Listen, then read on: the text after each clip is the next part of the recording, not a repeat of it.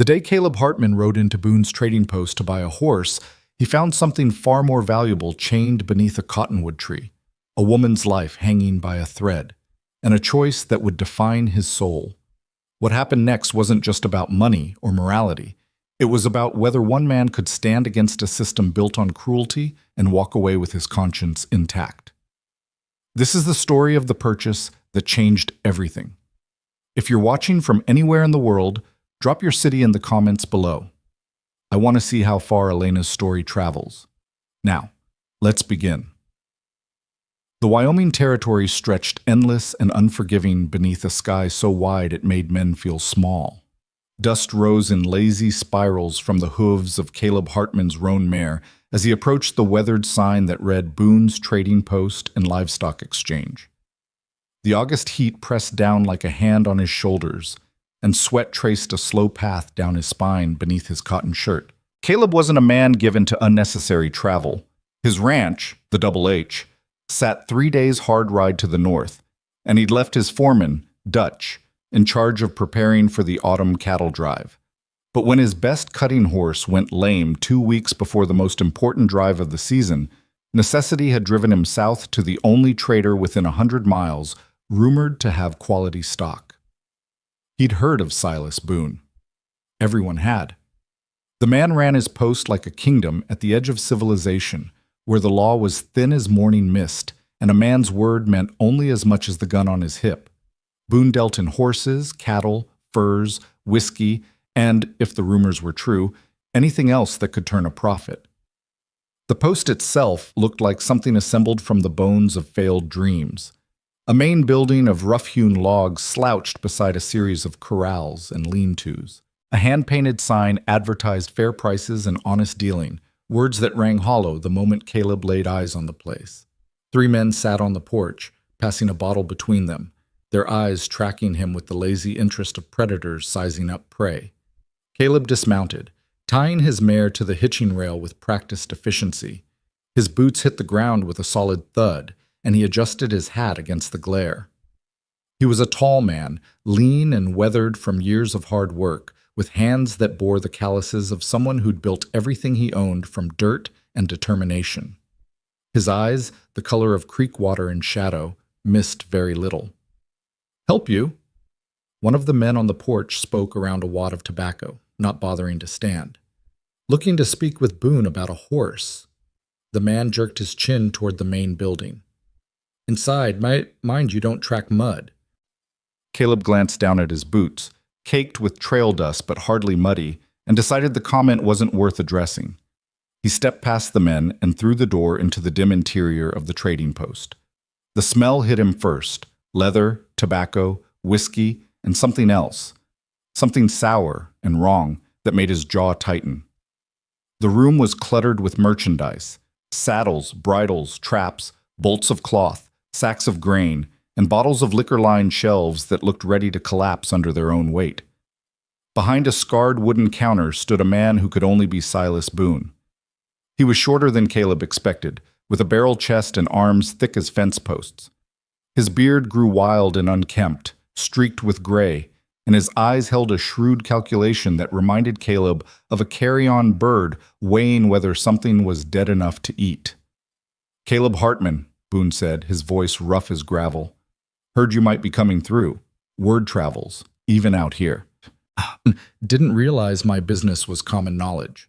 Boone's smile revealed tobacco-stained teeth. "Man who runs the biggest spread north of the Sweetwater? Your business is always interesting. Come for that black stallion I wrote about?" "If he's as good as your letter claimed, better."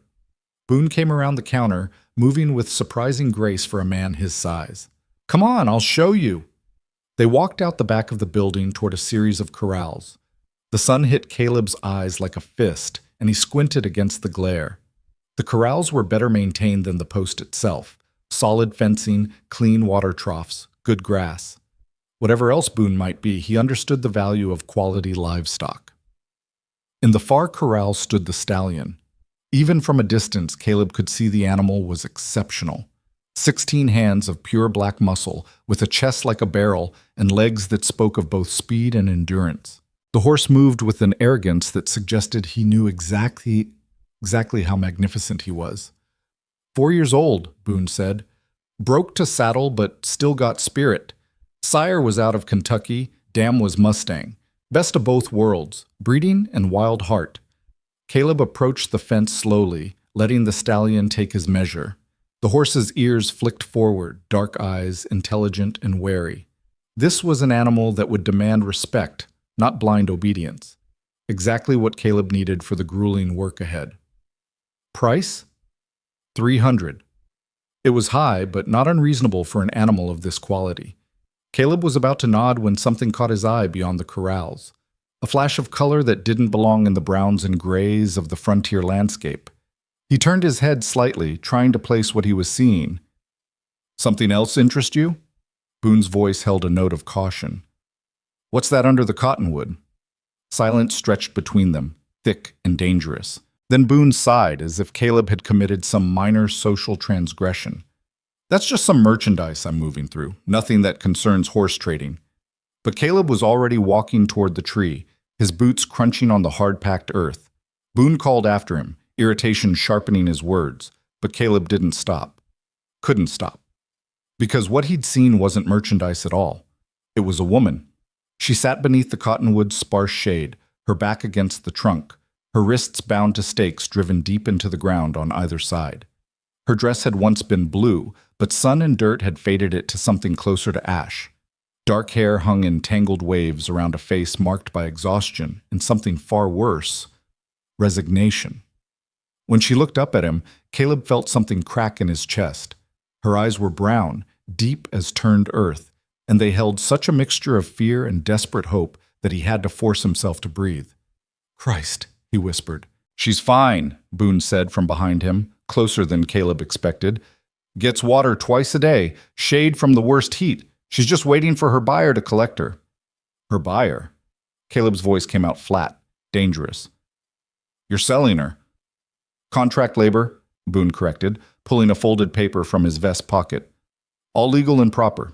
She signed herself into service to pay a debt, and I'm acting as broker for the transaction. Man up in Montana bought her contract 3 weeks ago, supposed to collect her yesterday, but he sent word he's delayed. Caleb turned to look at Boone, and the trader must have seen something in his expression because he took a half-step back. This is human trafficking. This is business, Boone shot back. And it ain't your concern. You came for a horse, so let's talk horses. But Caleb was already moving toward the woman, dropping to one knee beside her. Up close, he could see the rope burns on her wrists, the hollow shadows beneath her eyes, the way her lips were cracked from thirst despite Boone's claims about water. Ma'am, he said softly, what's your name? She stared at him for a long moment, as if trying to determine whether speaking would make things worse. Then, so quietly he almost missed it. Elena Rowe. How long have you been here? 2 weeks, maybe more, hard to keep track. Elena's been very cooperative, Boone interjected. No trouble at all. Her buyer's paying top dollar, and she'll be treated well once she reaches... Treated well? Caleb stood so fast, Boone stumbled backward. She's tied to a tree like an animal. For security. Can't have merchandise wandering off. The word merchandise hung in the air between them like a curse. Caleb's hands curled into fists at his sides, every instinct screaming at him to put Boone on the ground and keep him there. But violence would solve nothing. Out here might made right, and Boone had men while Caleb was alone. Where are you from, Miss Rowe? Caleb asked, forcing his voice calm. Philadelphia, originally. Her voice was hoarse from disuse. My father died. Left debts. I had nothing, no family. A man offered me work out west, said I could work off passage and have employment when I arrived. But when we got to Kansas, he sold my contract to someone else.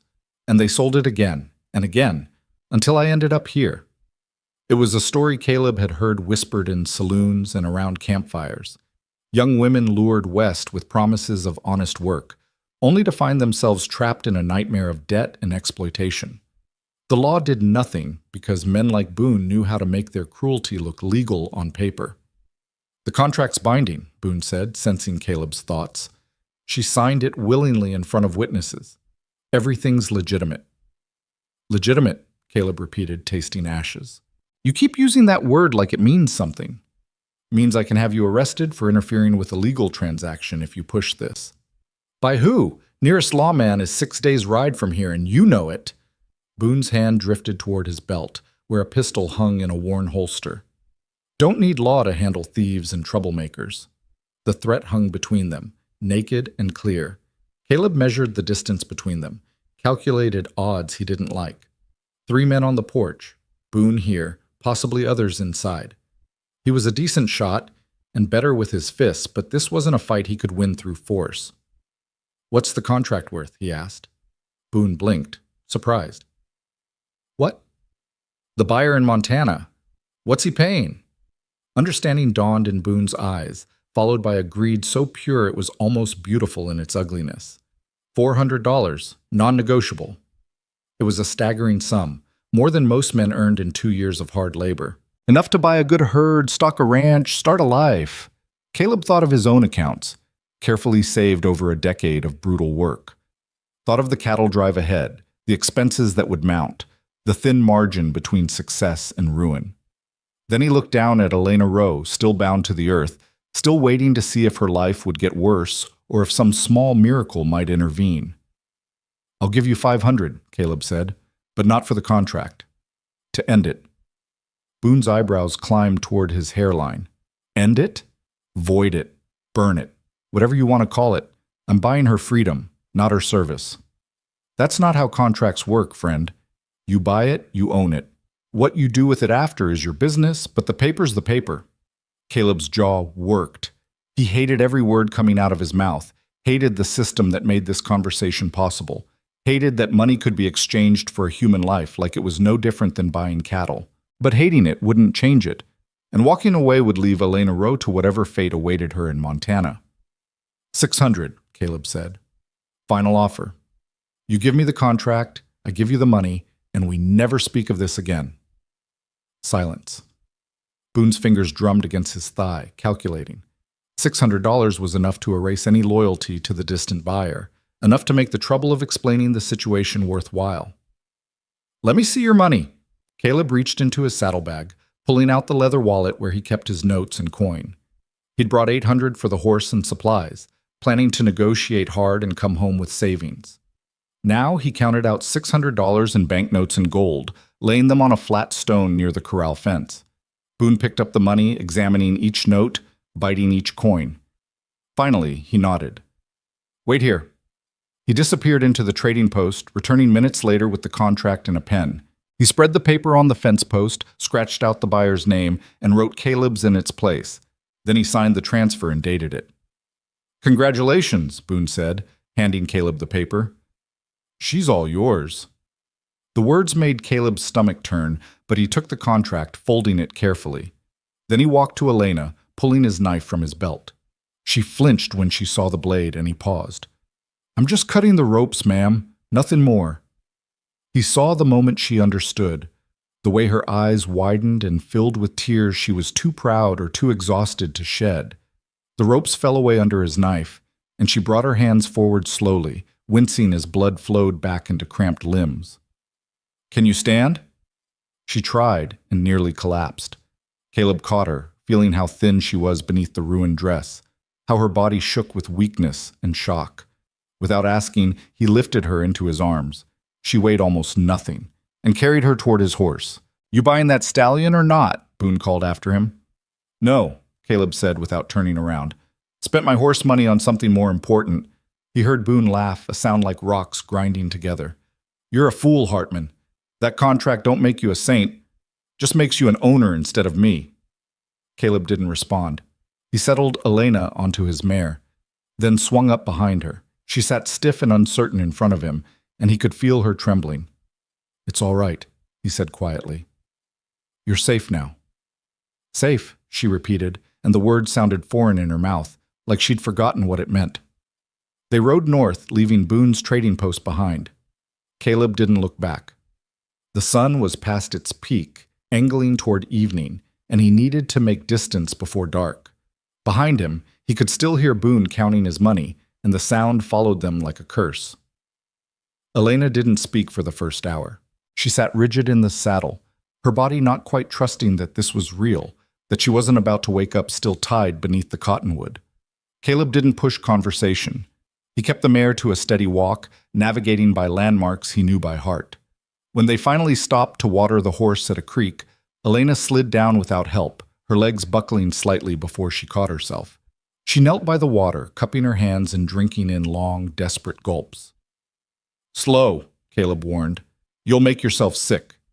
She ignored him, drinking until her stomach must have hurt, then sitting back on her heels with water dripping from her chin.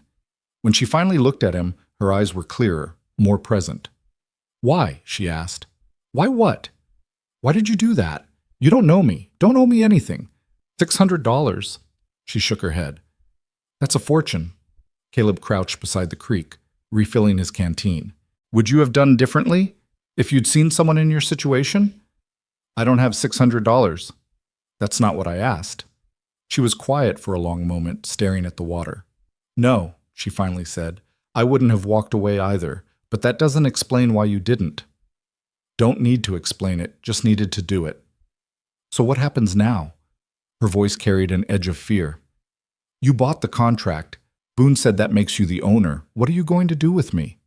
Caleb looked at her, really looked at her, and saw the accumulated weight of too many betrayals, too many men who'd promised one thing and delivered another. She expected him to demand something in return for his rescue, expected ownership to mean exactly what the word implied. He reached into his saddlebag and pulled out the contract Boone had signed over. Elena watched him with wary eyes as he unfolded the paper, the legal language that had bound her to servitude, the signatures that had traded her like commodity. Then, deliberately, Caleb tore it in half, and then in half again, and again, until the pieces were too small to read, too small to have any meaning at all. "There's no contract," he said, letting the pieces flutter into the creek where the current caught them and carried them away. "There's no debt. There's no ownership. You're free, Miss Rowe. Completely free." She stared at the water where the paper fragments disappeared, her lips parted in disbelief. "I don't understand." "Nothing to understand. I didn't buy you to own you. I bought you to free you, and now you are." "But $600 is money. It comes and goes. Your freedom? That's not something I've got any right to hold, so I'm not holding it." Elena's hands were shaking. She pressed them against her knees, trying to still them, but the tremors only increased. "Where am I supposed to go? I have nothing, no money, no family, no—" "First things first," Caleb interrupted gently. "We need to get you somewhere safe, get you fed and rested. Then we can figure out what comes next. But whatever that is, it's your choice. Not mine, not anyone else's. Yours." The concept seemed to stagger her. She looked at him like he was speaking a language she'd once known but had forgotten. Freedom, choice. These were words that had been stripped from her vocabulary one betrayal at a time. "I don't even know where we are," she whispered. "About 3 days north of Boone's Post, 3 days south of my ranch. There's a settlement called Willow Creek about a day's ride east. Has a boarding house run by a decent woman named Martha Gaines. I can take you there, give you enough money to get on your feet, help you figure out where you want to go next." "And if I don't want to go anywhere?" The question hung between them, fragile and uncertain. Caleb chose his words carefully. "Then we figure something else out. But Miss Rowe, I need you to understand something. I'm not a savior, and I'm not looking for gratitude or anything else. I saw a wrong that needed righting, and I did what I could. That's all this is." "That's all," she echoed, and he heard the disbelief in her voice. In her experience, men didn't do things without expecting something in return. They rode until dark forced them to make camp. Caleb chose a spot near a stand of pines where the trees would provide cover and the ground was soft enough to sleep on. He built a small fire, more for comfort than warmth in the August evening, and shared his provisions, jerked beef, hard biscuits, and strong coffee that made Elena grimace when she tasted it. "I know," Caleb said, almost smiling. "Tastes like boot leather, but it'll keep you going." She drank it anyway, holding the tin cup in both hands like it was something precious. They ate in silence, the fire crackling between them, the vast Wyoming night pressing close. Somewhere in the distance, a coyote called, and the sound seemed to emphasize their isolation. "I was supposed to be a teacher," Elena said suddenly. In Philadelphia, before my father died. I had plans, a position lined up at a girls' school. I was good with children, patient. People said I had a gift for it. What happened? Debts. My father was a good man, but a terrible businessman. When he passed, everything came due at once. The creditors took the house, the furniture, everything. I was left with nothing but a trunk of clothes and no prospects. That's when the man approached me. Said he ran an employment agency, placed young women in respectable positions out west where workers were scarce and wages were good. But he didn't. No, he ran a different kind of business entirely. By the time I realized what was happening, I was too far from home, too isolated to do anything about it. And each time the contract got sold, I was farther from anywhere I knew, more alone, more powerless. She took another sip of coffee. I stopped believing anyone would help, stopped believing I deserved help. Everyone deserves help, Caleb said. And you didn't do anything wrong. You were preyed upon by someone who saw vulnerability and exploited it. That's on them, not you. Tell that to the people who bought and sold me like livestock. I'd tell them a lot more than that, if I had the chance. She looked at him then, really looked at him, and he saw her taking his measure, trying to reconcile the man who'd paid a fortune for her freedom with the men who'd traded her like property, trying to understand if this was real or just another trap. Your ranch, she said. You mentioned a cattle drive. That's important work, isn't it? It's survival. I've got 200 head that need to reach the railhead in Cheyenne before snow flies. Miss the window, and I lose the season's profit, maybe the ranch itself. And instead of buying the horse you needed, you spent your money on a stranger. Caleb poked at the fire with a stick, sending sparks spiraling into the darkness. The Double H has been my whole life for 10 years. Built it from nothing, fought drought and hard winters and every kind of setback you can imagine. But if keeping it meant walking away from someone in need, then it's not worth keeping. Some things matter more than land and cattle. I don't believe there are many men who think that way. Then you've known the wrong kind of men. She smiled, small and fragile but genuine. It transformed her face, showing hints of the woman she'd been before circumstances had ground her down. Maybe I have. They settled in for the night. Caleb gave Elena his bedroll and an extra blanket, taking only his coat for himself. She protested, but he insisted, and she was too exhausted to argue for long. Within minutes of lying down, she was asleep, her breathing deep and even for the first time in weeks. Caleb sat by the fire, keeping watch, his rifle across his knees. The night was alive with sounds, wind in the pines, the creek's distant murmur, small creatures moving through the underbrush. He thought about the choice he'd made, the money he'd spent, the consequences he'd have to face when he returned home without the horse he desperately needed. Dutch would call him a fool. The ranch hands would shake their heads. The bank might call in his note when they realized he'd gambled their security on conscience instead of practical business sense. But when he looked at Elena sleeping peacefully by the fire, no longer bound or afraid, no longer property, he knew he'd make the same choice again. Some decisions weren't about profit and loss.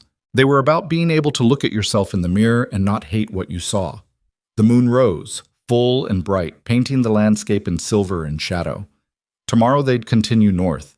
Tomorrow he'd have to face the reality of his choice, figure out how to save his ranch without the horse he'd come to buy, how to help Elena build a new life while protecting his own. But tonight, he'd given someone their freedom back. Tonight, that was enough. As Caleb finally lay down using his saddle as a pillow, he heard Elena's voice, barely above a whisper. Thank you. He didn't respond, pretending to be asleep, because he didn't know what to say to that. Your welcome seemed inadequate. It was nothing felt like a lie. So he said nothing at all, and listened to the fire die down to embers, and thought about all the ways a single choice could change the course of a life. The stars wheeled overhead, indifferent and eternal, and somewhere in the darkness, the future waited, uncertain, unwritten, and entirely their own to shape. Dawn broke cold and clear, the kind of morning that painted the prairie in shades of gold and amber. Caleb woke to find Elena already up, sitting by the dead fire with her arms wrapped around her knees, staring east toward the rising sun. She'd folded the bedroll neatly, and there was something about the careful precision of it that told him she wasn't accustomed to being cared for without earning it. Morning, he said, standing and working the stiffness from his shoulders. She turned, and he saw that her face looked different in the daylight, still exhausted, still marked by hardship, but somehow more present, as if sleep had returned some essential piece of herself she'd thought lost. "I didn't know if I should wake you," she said. "Wasn't sure what the protocol was." "No protocol. You're not a servant, Miss Rowe. You're a person who spent the night in my camp, that's all." She nodded, but he could see the concept still didn't quite fit in her mind. Years of being treated as property didn't erase overnight, no matter how much he wished it could. They ate a cold breakfast, more jerked beef and the last of his biscuits, and were on the trail before the sun cleared the horizon. The mare moved at a steady pace, and Elena sat in front of Caleb with less rigidity than the day before, though he could still feel the tension in her shoulders whenever they encountered anything unexpected. Around midday, they came upon a burned-out homestead. The cabin was nothing but charred timbers and ash, the corral fence torn down, the well filled with debris. It looked recent, weeks, maybe a month at most. Caleb felt Elena stiffen as they passed. "What happened here?" she asked. "Hard to say. Could have been Shoshone raiders, though they've been peaceful this far south for years. More likely claim jumpers or thieves. Out here, law's whatever a man can enforce himself." "Is that supposed to be comforting?" "No, it's supposed to be honest." She was quiet for a moment, then said, "Your ranch, is it safe?" "Safe as anywhere. The Double H sits in a valley with good water and natural defenses. I've got 4 men who work for me year-round, good men who know how to handle trouble. We've had our share of difficulties, but nothing we couldn't manage." 4 men and you, against how many cattle?" 200 head, give or take. It's not the biggest operation, but it's mine. Built it from a land grant and a dream after I mustered out of the army." Elena glanced back at him, curious. "You were a soldier? Cavalry? Fought in the Indian Wars, though fought makes it sound nobler than it was. Mostly it was long rides, cold camps, and trying not to get killed over land disputes that never should have happened in the first place." He paused. "When my enlistment ended, I took my pay and headed north. Figured I'd spent enough time fighting other people's battles, time to build something of my own. And now you've spent your horse money on someone else's battle." "This wasn't a battle, Miss Rowe. It was just the right thing to do." She turned forward again, and he thought the conversation was over. But then she said very softly, "In Philadelphia, before everything fell apart, my father used to say that the measure of a man wasn't what he did when people were watching, but what he did when no one would ever know. I didn't understand what he meant then. I think I'm starting to now." They rode on through the afternoon, following a creek that wound north through increasingly rugged country. The flatlands gave way to rolling hills dotted with sage and juniper, and in the distance, mountains rose like broken teeth against the sky. Caleb pointed out landmarks as they passed: a distinctive rock formation, a lightning-struck pine, a meadow where antelope gathered at dusk. "You know this land well," Elena observed. "Have to. Out here, knowing your territory is the difference between living and dying. Where the water is, where the shelter is, which passes stay clear in winter, where the grass grows thick enough to support cattle. Every rancher carries a map in his head, and the details better be accurate. Do you love it? The land? The work?" The question surprised him. Most people asked about profit or practicality, not emotion. "Yeah," he said after a moment.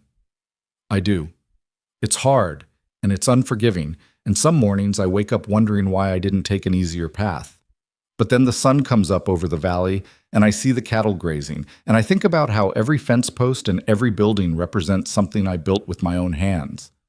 Yeah, I love it. Wouldn't trade it for anything." Except $600. That wasn't trading. That was investing in something more important. My freedom. Human dignity. Yours, mine, everyone's. The world doesn't work if we can look at suffering and just walk past it because it's inconvenient or expensive.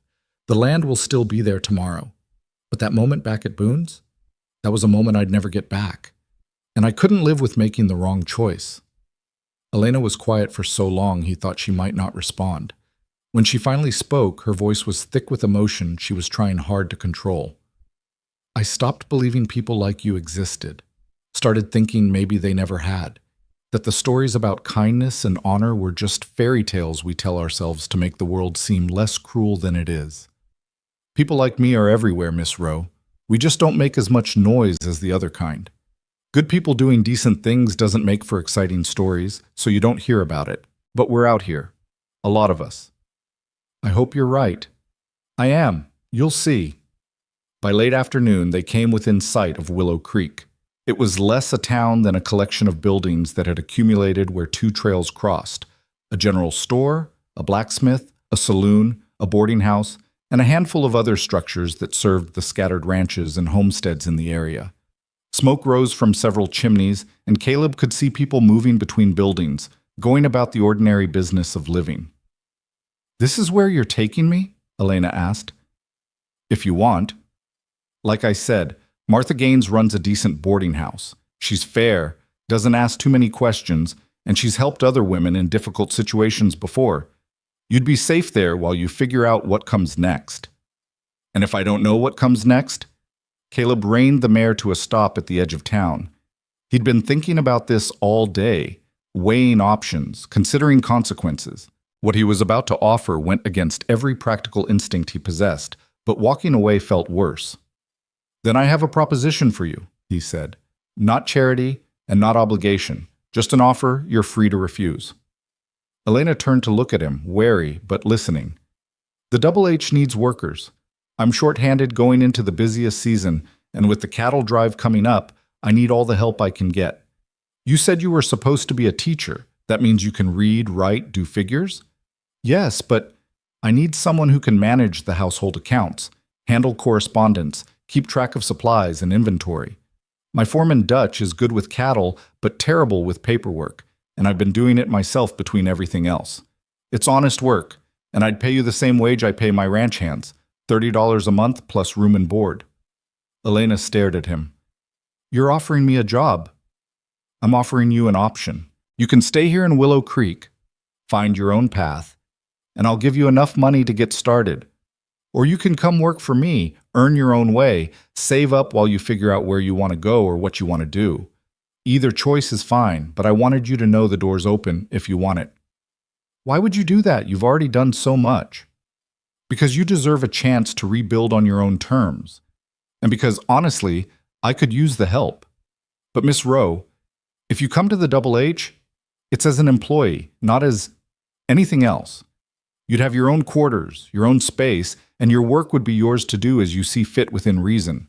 No obligations beyond the job itself." Elena looked toward Willow Creek, then back at Caleb. He could see the calculation in her eyes, the weighing of risks and possibilities. Trust didn't come easy when it had been broken so many times. "How do I know you mean what you say?" she asked finally. "How do I know this isn't just another trap dressed up in kind words?" "You don't. That's the hard truth of it. You have to make a choice based on incomplete information and hope for the best.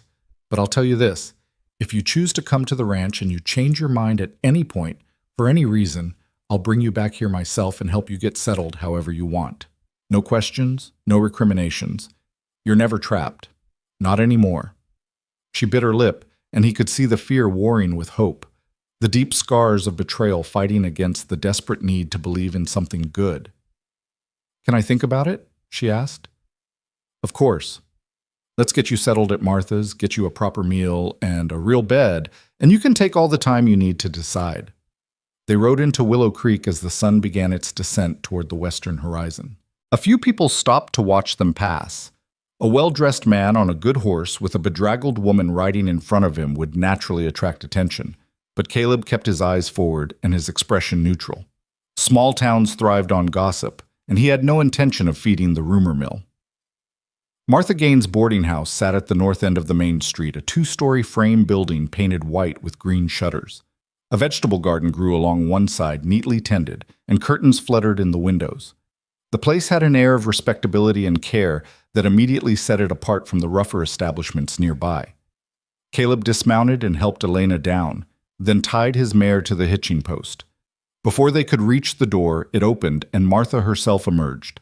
She was a woman in her 50s, solid and capable looking, with iron-gray hair pulled back in a practical bun and eyes that missed nothing.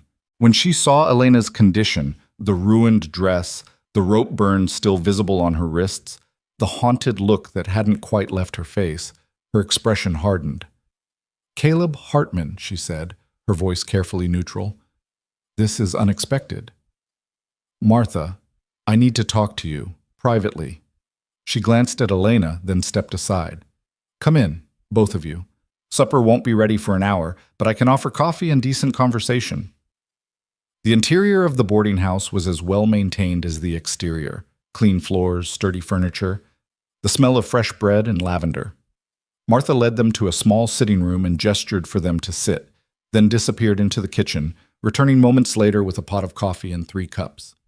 "Now then," she said, pouring, "what brings you to my door with a young lady who looks like she's been through 7 kinds of hell?" Caleb had known Martha for years and trusted her discretion. He told her the story, Boone's trading post, the contract, the choice he'd made. He left nothing out, and Martha's expression grew darker with each detail. When he finished, she turned to Elena. "Is this how it happened, miss?" Elena nodded. "Every word. Mr. Hartman saved my life. I don't think that's an exaggeration." Martha studied them both for a long moment, then stood and walked to the window, looking out at the street. When she turned back, her face was set in determined lines. "I've got an empty room on the 2nd floor, overlooks the garden.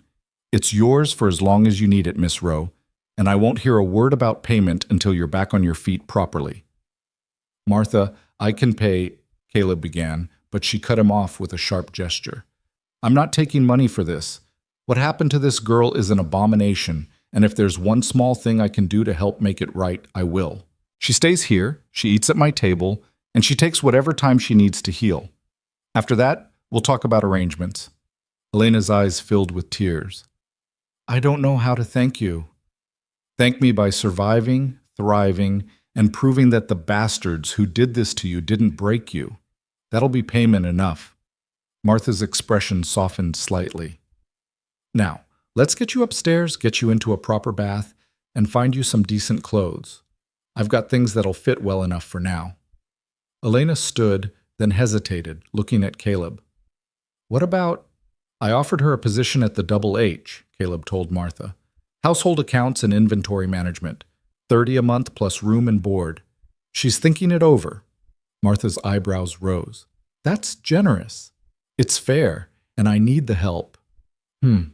Martha's gaze sharpened, assessing him. "You sure about this, Caleb? People will talk. People always talk. Doesn't mean I have to listen." "Fair enough."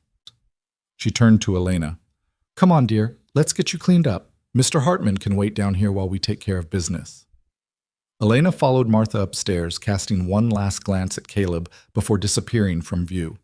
He sat alone in the parlor, drinking coffee that had gone lukewarm, listening to the sounds of the boarding house settling around him. Footsteps overhead, voices from the kitchen, the distant clatter of dishes being prepared for supper. He thought about what Martha had said. People will talk. It was true enough. In a place like Willow Creek, a man bringing a destitute woman to town and offering her employment would generate speculation. Some would assume impropriety. Others would call him a fool for throwing good money after bad. The charitable ones might credit him with Christian kindness, but even that carried implications he wasn't entirely comfortable with. But the alternative, leaving Elena at Boone's or walking past her suffering, was unthinkable. So let them talk. He had faced down worse than gossip. Martha returned 20 minutes later, alone. She's in the bath, first hot water she's had in God knows how long by the look of her. Those rope burns are going to scar. Can't be helped now. No. Martha sat down across from him, fixing him with a level stare. You did a good thing, Caleb. A hard thing, but good. That girl was maybe a week from being beyond anyone's help. I just happened to be there at the right time. You happened to be there, and you chose to act. That's not the same as luck. That's character. She paused. This job you offered her. You serious about that, or were you just trying to give her options? Both. I do need help with the accounts. They're a mess and getting worse. But I also wanted her to know she doesn't have to depend on charity or take the first opportunity that comes along out of desperation. If she wants the work, it's there. If she doesn't, that's fine too. And if she does come to the ranch, you thought about how that'll look? I've thought about it. Don't much care. You should care a little.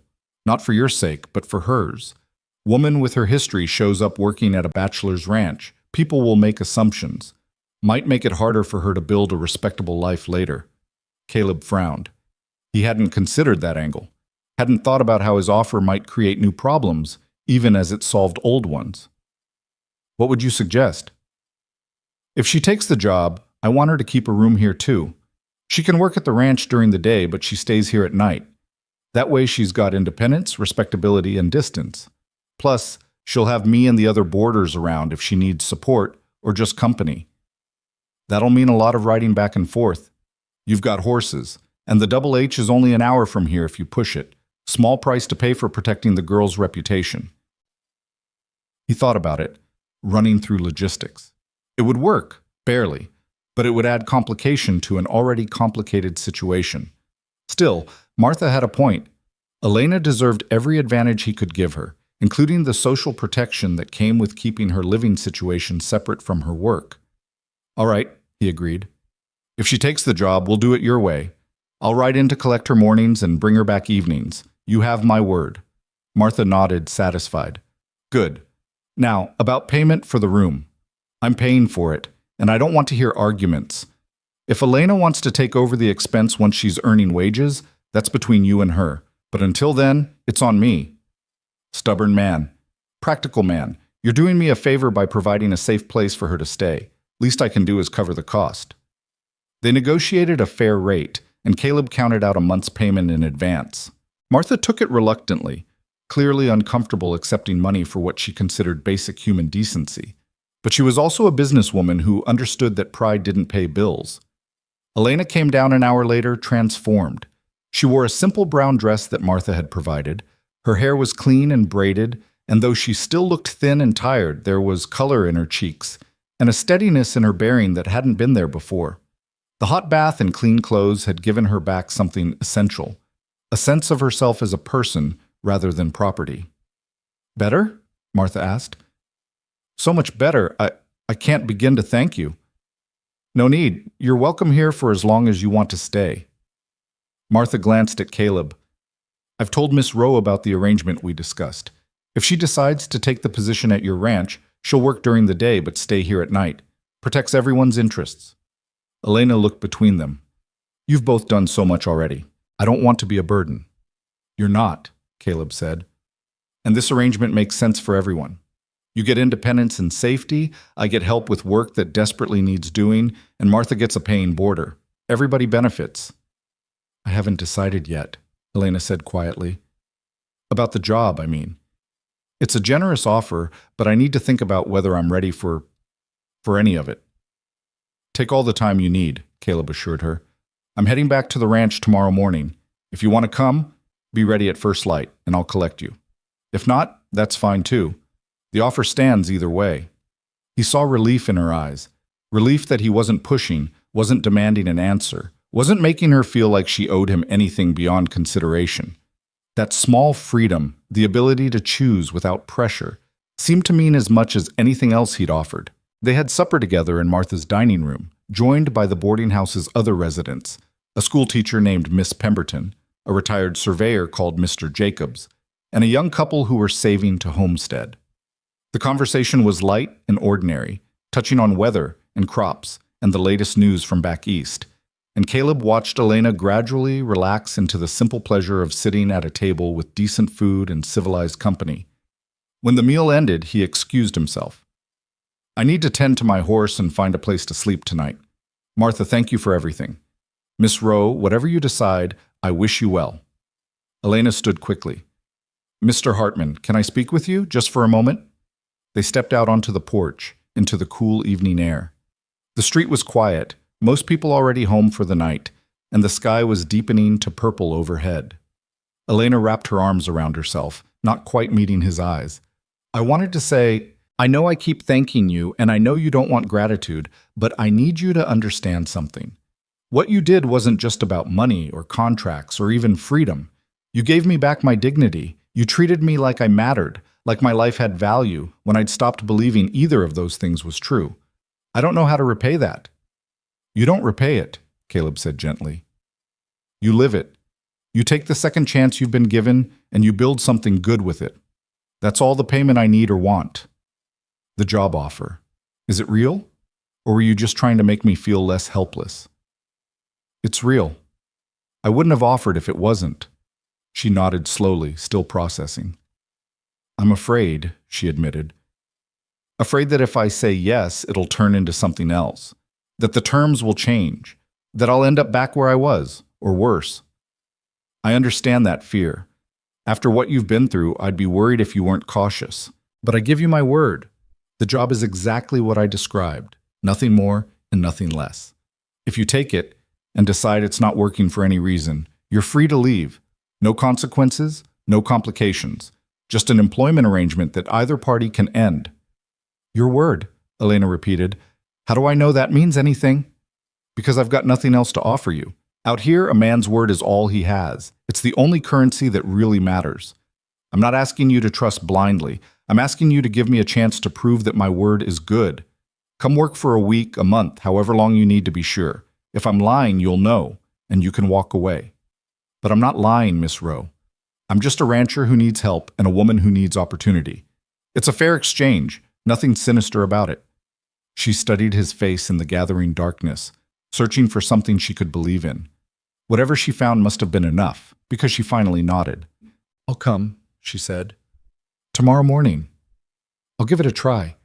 But, Mr. Hartman, Caleb, if we're going to be working together, you should call me Caleb. Caleb, then.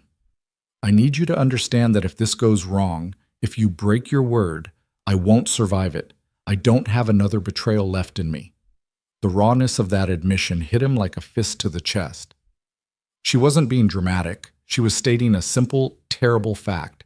She'd reached the absolute limit of what she could endure. I won't break my word, he said. I can't control what life throws at you, and I can't promise that working at the ranch will be easy or that you'll like it. But I can promise that I'll be honest, that the terms we set will be the terms we keep, and that you'll be treated with respect. That much I can guarantee. Then I'll see you at first light.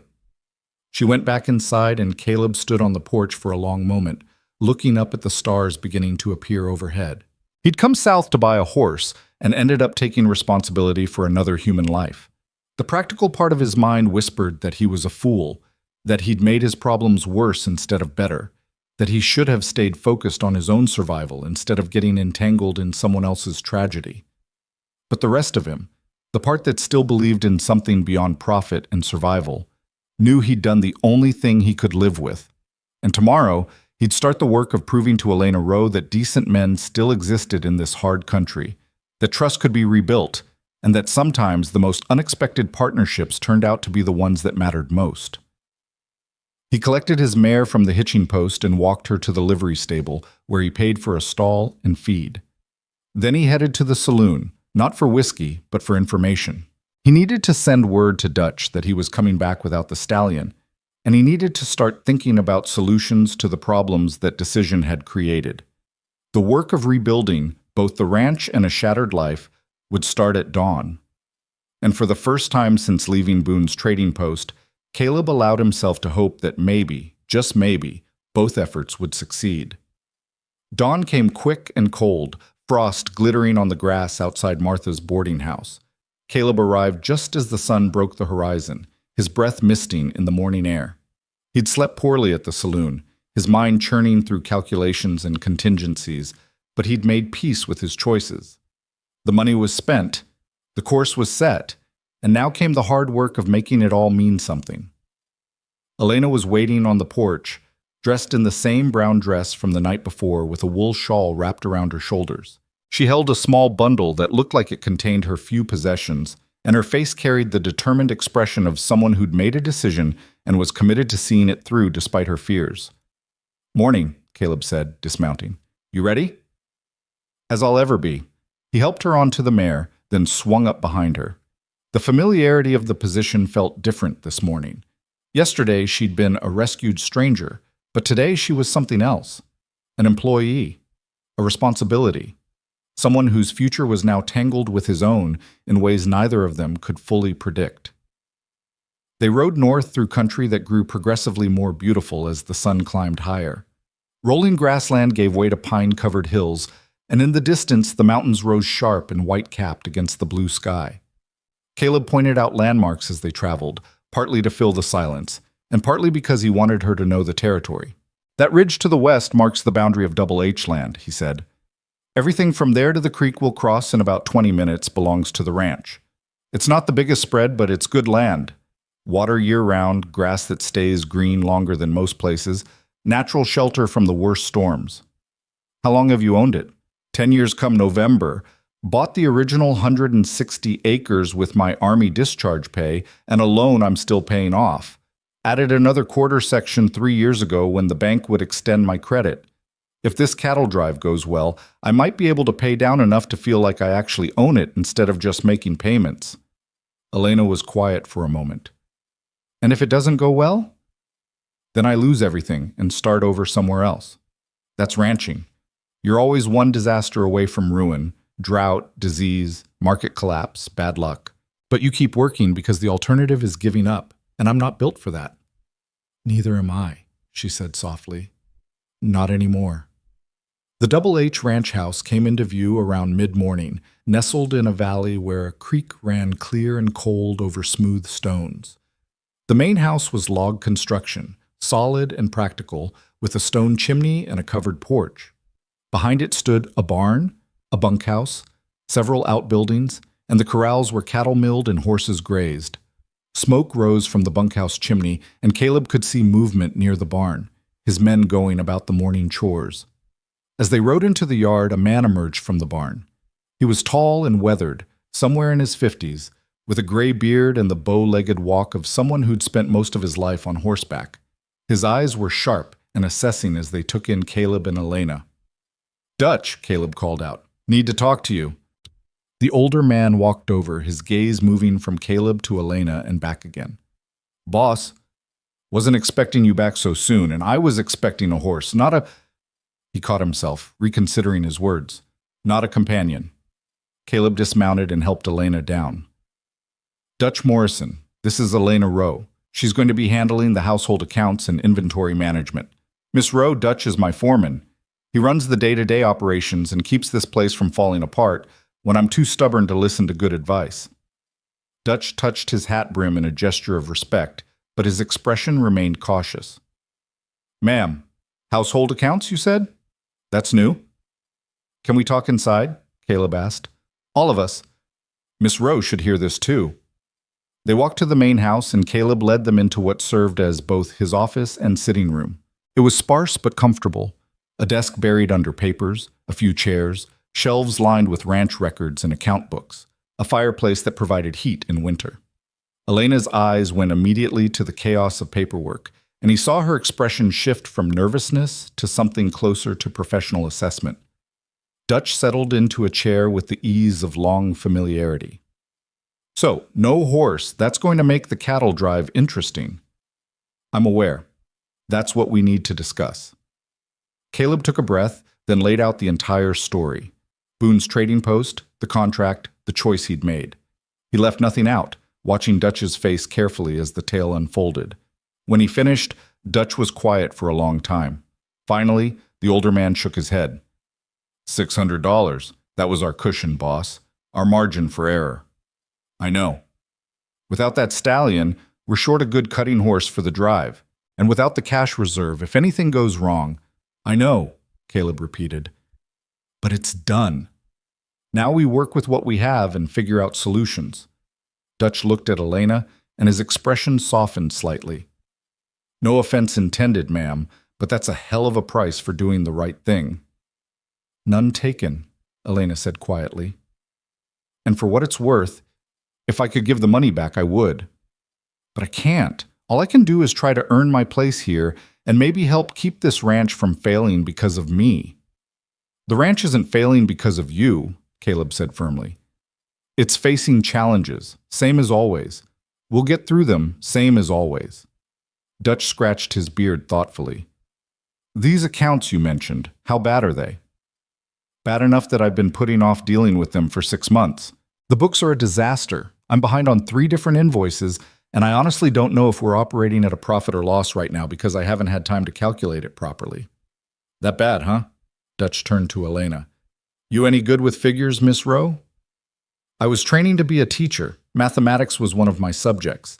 I've kept household accounts before, and I understand bookkeeping principles. Then maybe you can make sense of whatever mess the boss has created. Dutch stood, addressing Caleb. I'll get back to work. We've got plenty to do before the drive, and being short a horse means we need to work harder with what we've got. But boss, we need to talk about money soon. Real talk about what we can and can't afford. Agreed. Tonight after supper, we'll go over everything. Dutch nodded and left, and Caleb was alone with Elena in the cluttered office. She stood near the desk, looking at the papers with an expression that was part overwhelm and part determination. Is it really as bad as you said? She asked. Probably worse. I'm better with cattle than paperwork, and it shows. He gestured to the desk. This is all yours if you want it. Account books, invoices, correspondence, supply orders, everything that needs organizing. I'll answer any questions you have, but otherwise I'll leave you to it. Elena approached the desk slowly, picking up one of the ledgers and opening it. Her eyes scanned the pages, and Caleb saw her wince at what she found there. Numbers scratched out, calculations redone, entire sections that trailed off unfinished. How have you stayed in business? She asked, not unkindly. Stubbornness and Dutch's ability to keep the ranch running despite my administrative shortcomings. But it's not sustainable, which is why I need help. She set the ledger down and looked at him directly. I want to be clear about something. You saved my life and offered me employment, and I'm grateful for both. But if I'm going to do this job, I need to do it properly. That means I'll ask hard questions, point out problems, and probably tell you things you don't want to hear about how this ranch is being run financially. Can you handle that? Caleb felt a smile tug at his mouth. This was the first glimpse he'd seen of the woman Elena had been before circumstances broke her. Confident, competent, willing to speak truth even when it was uncomfortable. Miss Rowe, if you can tell me what's actually wrong with my finances and how to fix it, I'll consider it the best $30 a month I've ever spent. Say whatever needs saying. Then I'll start by saying this office is a disaster, and these books are barely legible. I'll need at least a week just to sort through everything and figure out where you actually stand. You've got it. Whatever you need, new ledgers, supplies, time, just ask. Elena rolled up her sleeves, literally and figuratively. Then I should get started. The sooner I understand the situation, the sooner I can help you fix it. Caleb left her to the work, stepping outside into the cool morning air.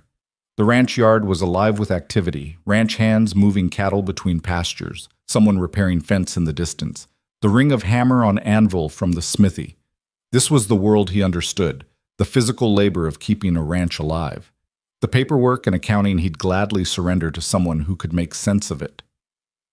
Over the next week, Elena transformed the chaos of Caleb's office into something approaching order. She worked from dawn until he took her back to Martha's each evening, barely stopping for meals. The first day, she'd simply sorted papers into categories. The second day, she began entering transactions into new ledgers with neat, precise handwriting. By the third day, she was asking pointed questions about expenses and income that Caleb struggled to answer. This invoice from the feed supplier, she said on the fourth morning, holding up a wrinkled paper. It's dated 6 months ago and marked final notice. Have you paid it? Caleb frowned. I thought I did. There's no record of payment in the ledger. Then maybe I forgot. Send them a payment now. With what money? According to these books, you've got less than $100 in operating capital, and that's before accounting for wages owed, upcoming supply purchases, and the costs of the cattle drive. The number hit him like cold water. $100? That can't be right. Elena showed him the calculations, her finger tracing down columns of figures that told a story he hadn't wanted to see. Income from last year's cattle sale, minus expenses for winter feed, equipment repairs, wages, loan payments, and a dozen other costs that had seemed manageable individually but were crushing when totaled together. You're not just operating on thin margins, Elena said quietly. You're operating at a loss. Have been for at least 2 years based on what I can piece together. The only reason you're still afloat is because you keep deferring payments and the bank hasn't called in your note. Caleb sat down heavily. How bad is it? Without a successful cattle drive this fall, you'll be insolvent by winter. Even with a good sale, you'll barely break even after paying what you owe. There's no room for error, no cushion for emergencies. One serious problem, sick cattle, injured horses, market downturn, and you lose everything. He'd known things were tight, but seeing it laid out in black and white made it real in a way his vague anxieties hadn't. What do we do? First, we need to prioritize debts. Some creditors will wait, others won't. I need to negotiate extensions where possible and make minimum payments where necessary. Second, we need to cut costs anywhere we can without compromising the cattle drive. Third, we need to maximize the sale price of your herd, which means getting them to market in prime condition. You sound like you've done this before. My father's business failed slowly, then all at once. I watched him struggle with the same problems. Too little income, too much debt, not enough time to fix either. I learned what worked and what didn't. Mostly what didn't. Caleb looked at her with new respect. I'm sorry about your father. So am I. But at least his mistakes taught me something useful. If you'll let me, I think I can help you avoid the worst of what he went through. What do you need from me? Honesty about every expense, every debt, every obligation. No more putting off invoices or forgetting to record transactions. And you need to trust me to handle the money side of things while you focus on the cattle. Can you do that? It went against every instinct Caleb had. The ranch was his, built with his own hands, and surrendering control of any part of it felt dangerous. But he'd already trusted her with his household accounts. Trusting her with the financial strategy that might save or sink the Double H wasn't much different. All right, he agreed. The finances are yours. I'll give you complete access to everything and answer any questions you have. Just tell me if we're going to make it. Elena met his eyes. I don't know yet, but I promise I'll do everything I can to give us the best chance possible. The days fell into a pattern. Caleb would collect Elena each morning from Martha's boarding house, and they'd ride to the ranch together. She'd work in the office while he handled ranch operations, and they'd meet periodically to discuss urgent matters. In the evenings, he'd take her back to Willow Creek, and the cycle would repeat. The other ranch hands, Pete, Tommy, and Jake, were initially suspicious of Elena's presence, but they warmed to her as they saw the positive changes she was implementing. When she negotiated a better price on feed by consolidating orders with a neighboring ranch, Pete actually smiled. When she found a cheaper farrier who did equally good work, Tommy admitted she was pretty sharp for a city girl. Dutch remained cautiously optimistic. She's good with the books, he told Caleb one evening. Found 3 vendors who'd been overcharging us for years. Saved us nearly $40 just by asking questions and comparing prices. Think we'll make it through to the drive? Maybe. If the cattle stay healthy, if we don't lose any to predators or accidents, if the weather holds, and if the market price is decent when we get there. That's a lot of ifs. Always is. Yeah, but usually we've got more margin for error. This year we're betting everything on one good outcome. 2 weeks after Elena started, Caleb was in the barn repairing tack when she appeared in the doorway, backlit by afternoon sun. She was holding a ledger and her expression was troubled. We need to talk, she said. He set down the leather he was working on. That sounds ominous. I've been going through old records trying to understand your loan structure. Caleb, when exactly is your note due for renewal? November. Why? Because the terms require you to demonstrate sufficient capital reserves to cover 3 months of operating expenses. Do you have that? He felt his stomach drop. Not currently, no, but after the cattle sale, the sale happens in October. Your note renews in November.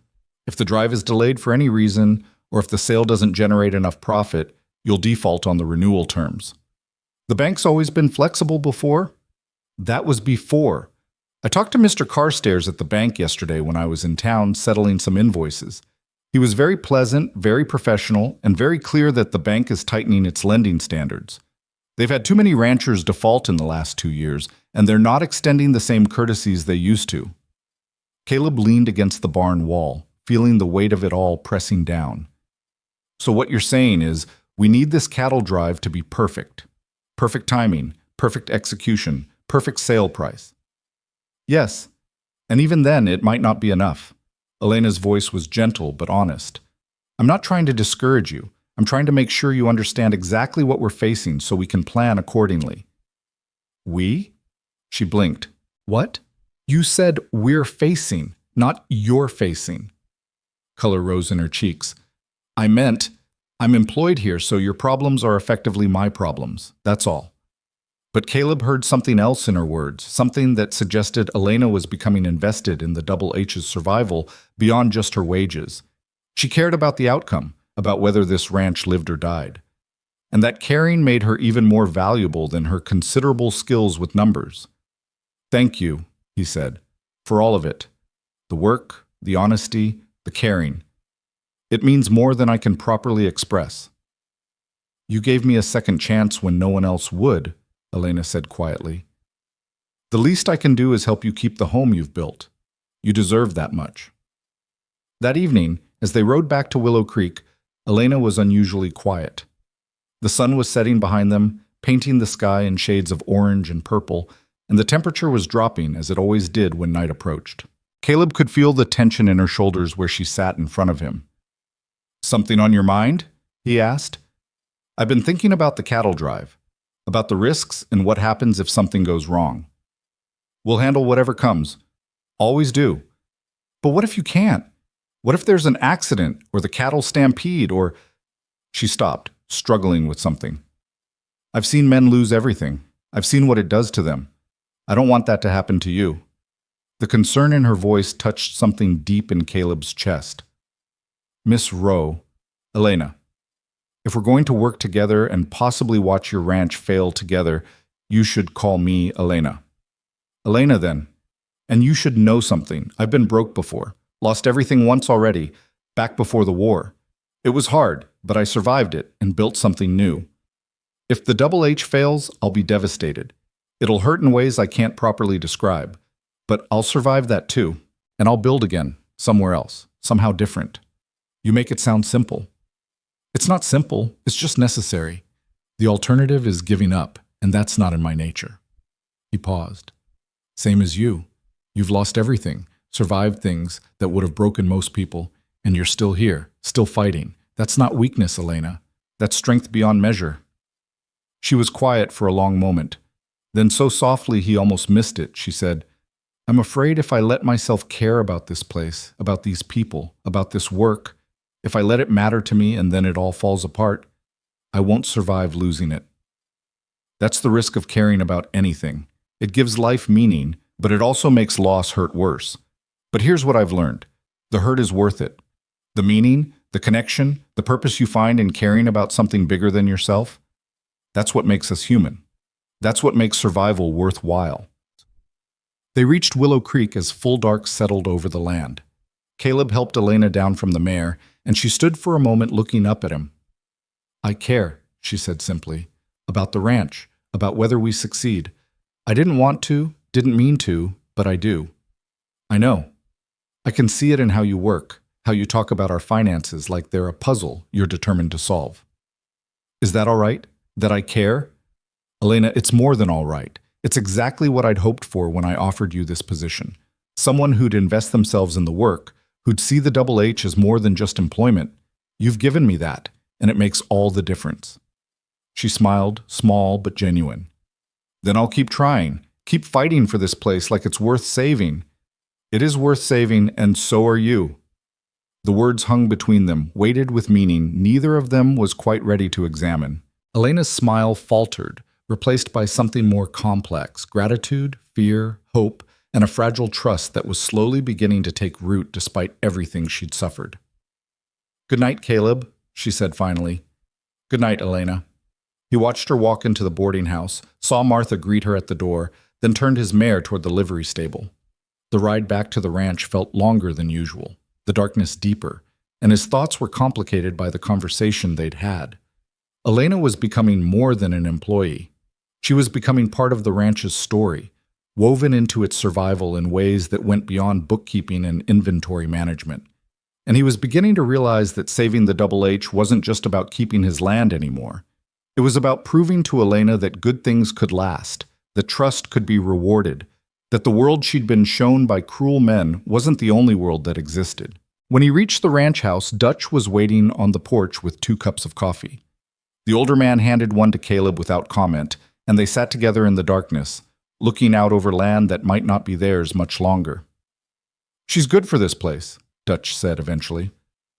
"The girl, I mean. A order to chaos, and that's worth more than wages. I know. You care about her, more than just as an employee." It wasn't a question, and Caleb didn't treat it as one. "Maybe. Too early to know what that means. Just be careful. She's been through hell, and she's fragile even if she doesn't look it. Last thing she needs is to feel obligated or pressured." "I know that too. This job, this arrangement, it's exactly what I told her it was. Nothing more unless she decides she wants it to be." Dutch nodded, satisfied.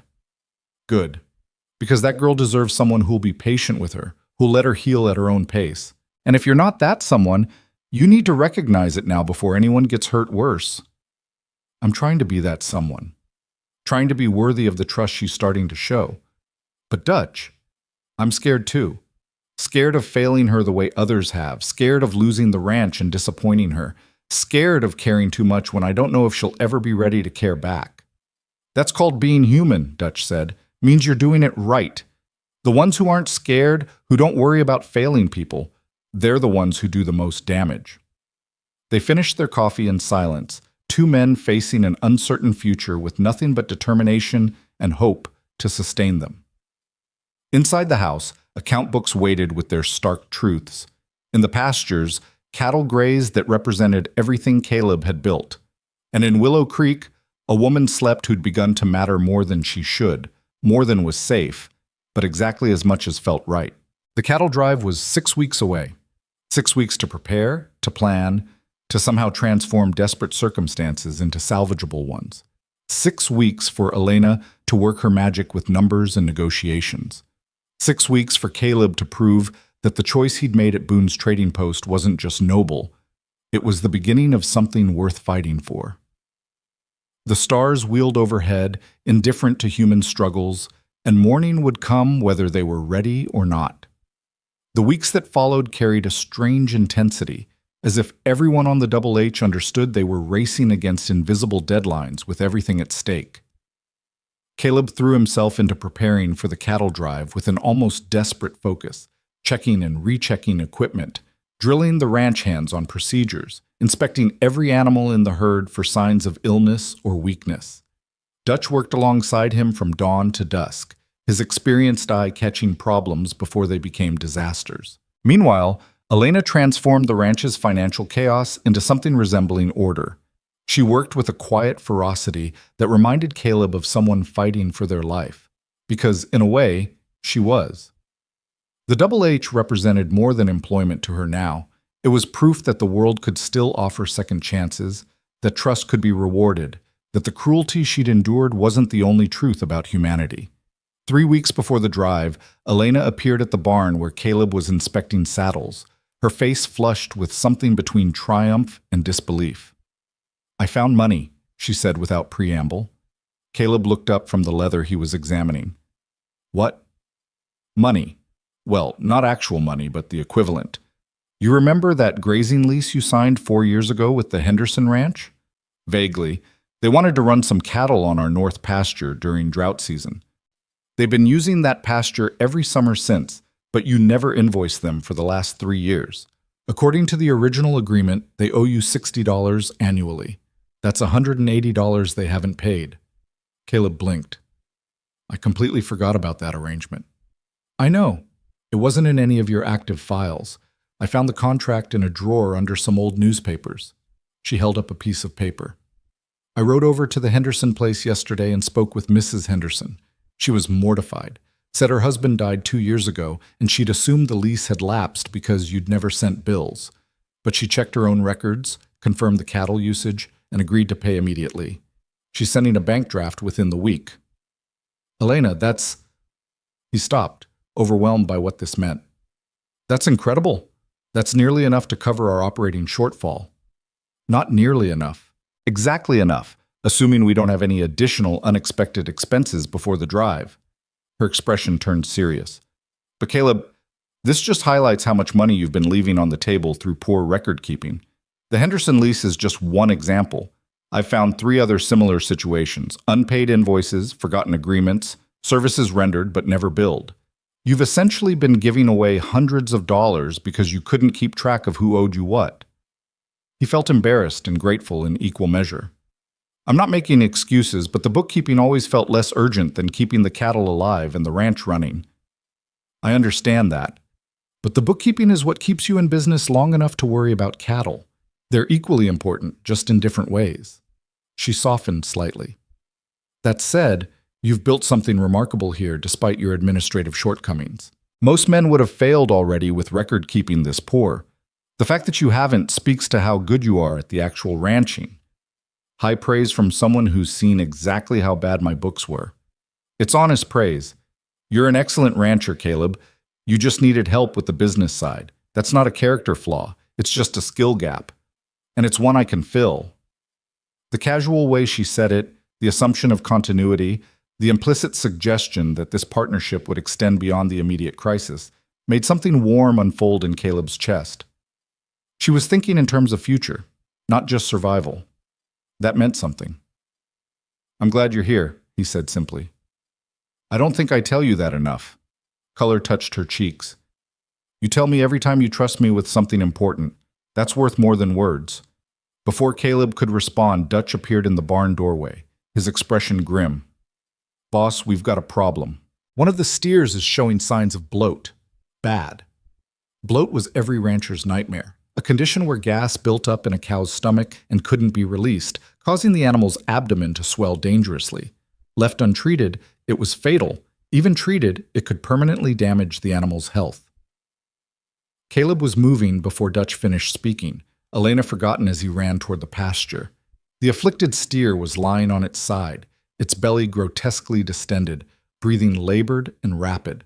The other cattle had moved away from it, sensing something wrong. How long has he been like this? Caleb asked, kneeling beside the animal. Can't be more than an hour. Tommy spotted him during his rounds. An hour wasn't terrible, but it wasn't good either. Caleb examined the steer quickly, his hands moving with the confidence of experience. The animal's eyes were rolling with pain and fear, and its stomach felt hard as a drum beneath his touch. We need to tube him, now. Get the equipment. Dutch ran for the barn while Caleb stayed with the steer, trying to keep the animal calm despite its distress. Elena had followed them to the pasture and now stood a few feet away, watching with concern but staying out of the way. Dutch returned with the necessary supplies, a long rubber tube, a bucket of mineral oil, and a wooden block with a hole through its center. Tubing was a delicate procedure that involved passing the tube down the animal's throat and into its stomach to release the trapped gas. Done wrong, it could kill the steer faster than the bloat itself. Hold his head steady, Caleb instructed Dutch. Elena, I need you to be ready with that mineral oil when I tell you. She moved forward immediately, taking the bucket without hesitation. Her hands were steady despite her obvious unfamiliarity with ranch medicine. Caleb positioned the wooden block in the steer's mouth to keep it open, then carefully began feeding the tube down the animal's throat. The steer struggled weakly, but Dutch's strong hands kept its head immobile. Caleb worked with patient precision, feeling his way past the esophagus and toward the stomach. One wrong move could puncture the esophagus or send the tube into the lungs instead. After what felt like an eternity but was probably less than 2 minutes, Caleb felt the tube slide into the stomach.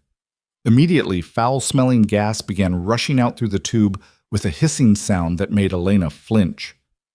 Mineral oil, Caleb said, and Elena carefully poured the oil into the top of the tube. The oil would help break up any remaining gas pockets and soothe the irritated stomach lining. Gradually, the steer's breathing eased and its belly began to deflate. Color returned to its gums, and its eyes stopped rolling quite so frantically. Caleb removed the tube slowly, watching for any signs of distress, but the animal seemed to be recovering. He'll need to be watched for the next 24 hours, Caleb said, sitting back on his heels. No grain, just grass and water, and we need to check the rest of the herd.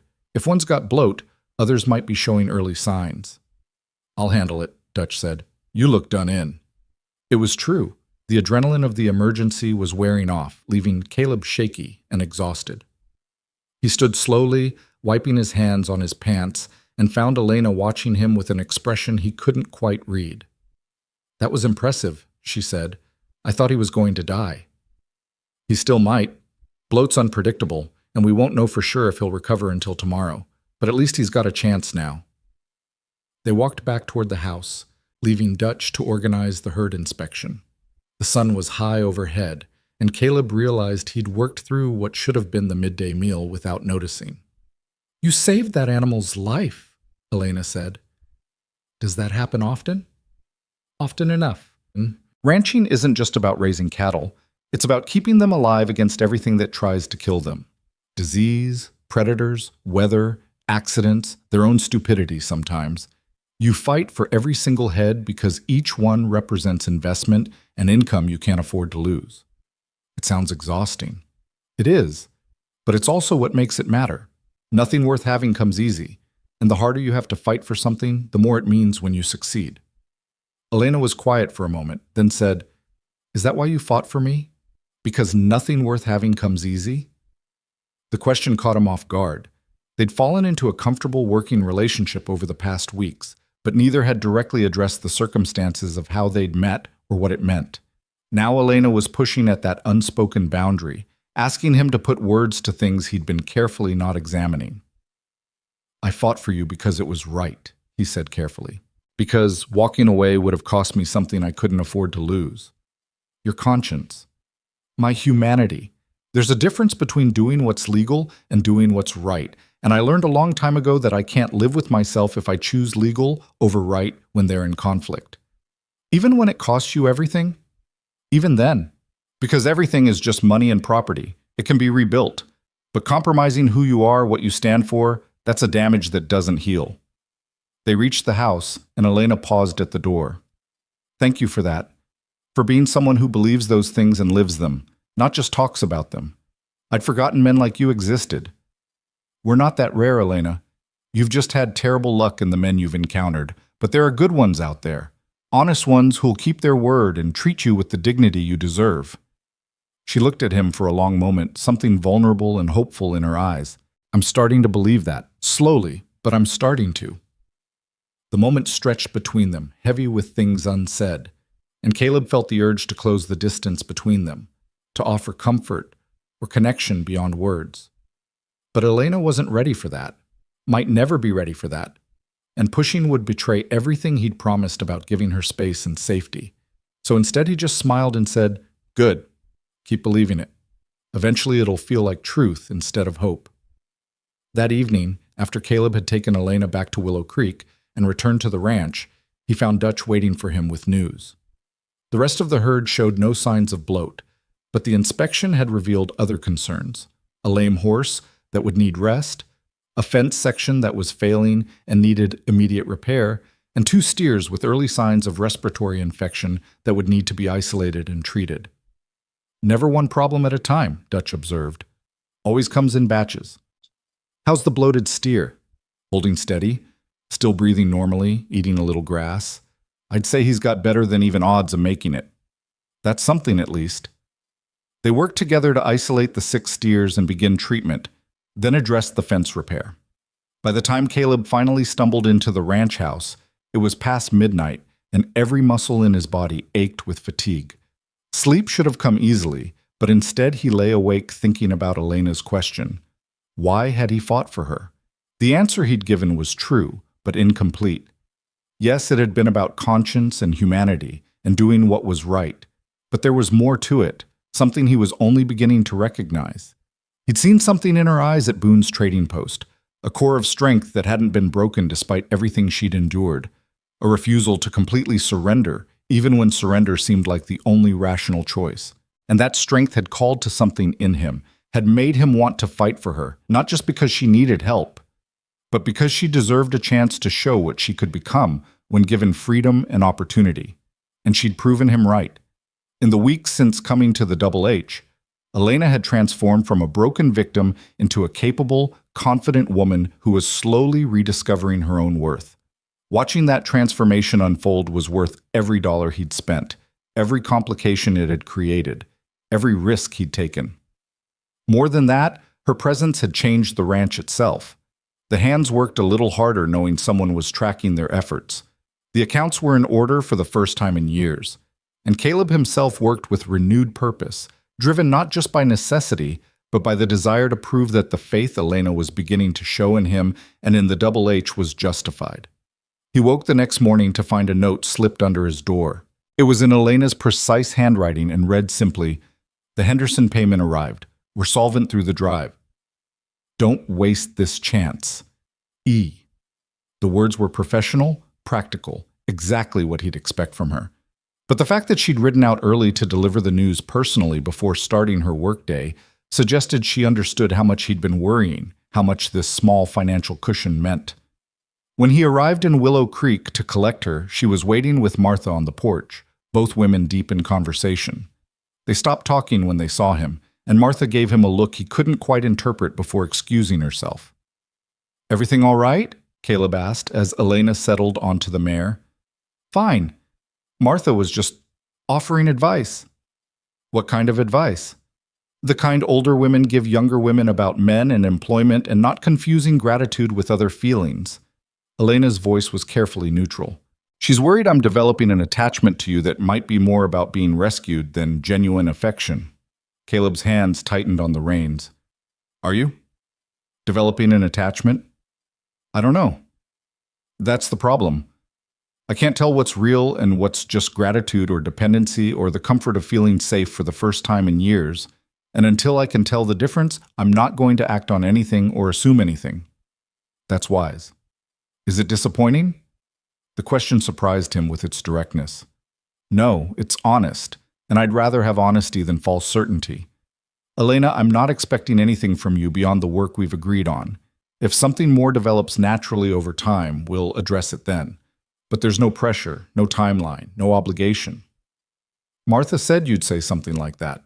She also said it proves you're worth trusting, which makes the whole situation more complicated rather than less." Caleb found himself smiling despite the seriousness of the conversation.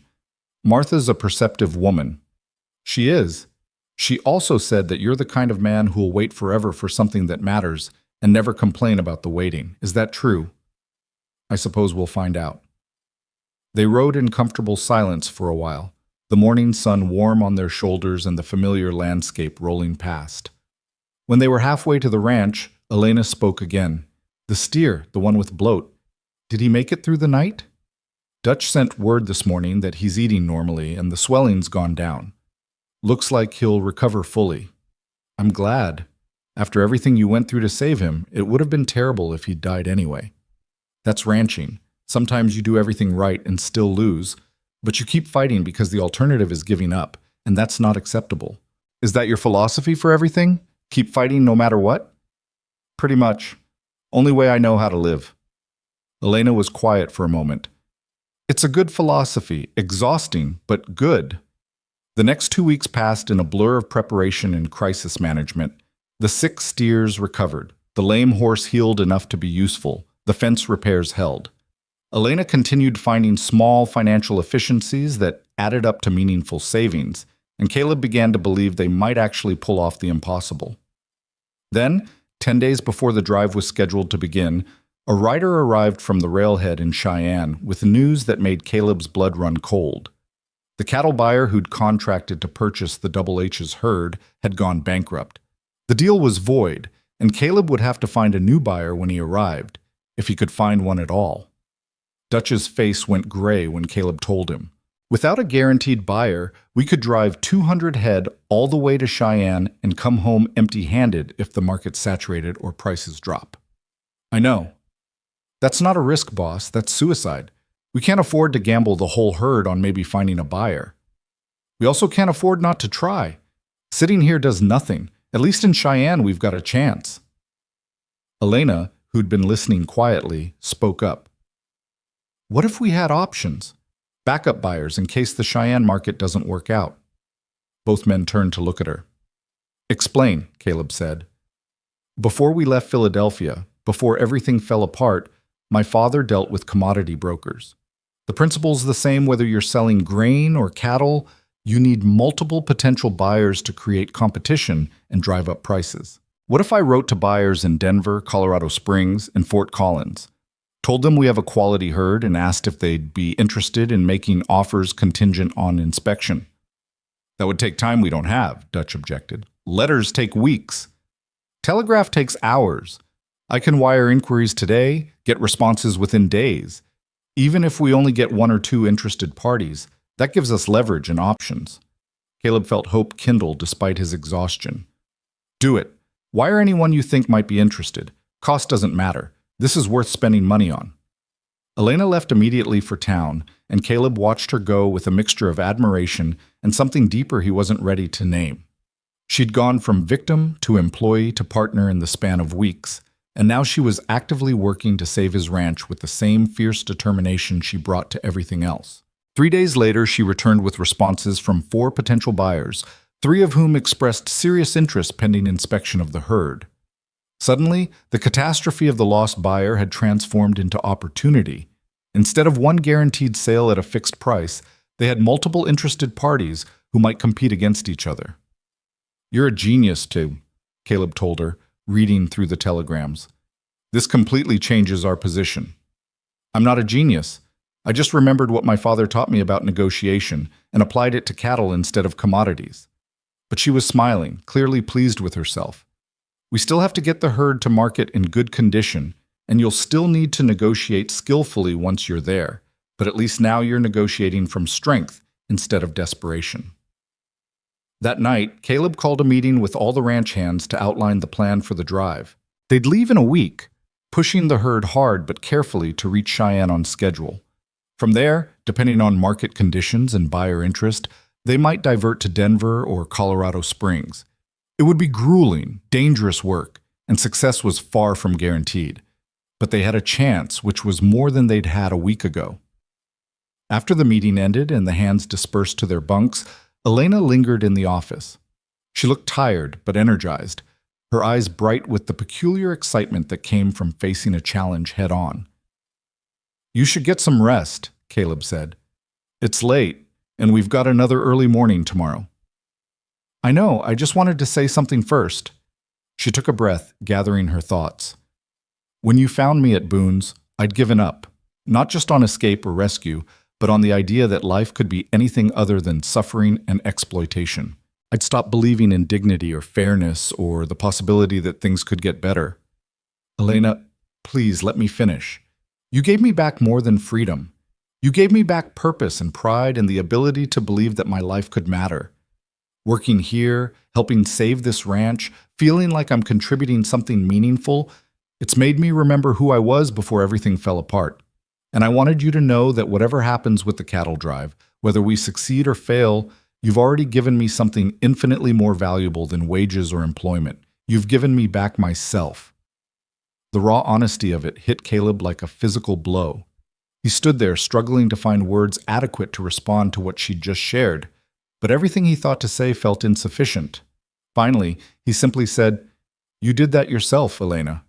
I just provided an opportunity. Everything else, the courage to trust again, the strength to rebuild, the determination to contribute, that was all you. Don't give me credit for what you've accomplished through your own effort. Then we'll agree to share the credit. You for creating the opportunity, me for taking it. Partnership in the truest sense." "Partnership," Caleb repeated, and the word felt right. More right than employer and employee, more honest than rescuer and rescued. They were partners now, bound together by mutual investment in a future that remained uncertain but no longer felt impossible.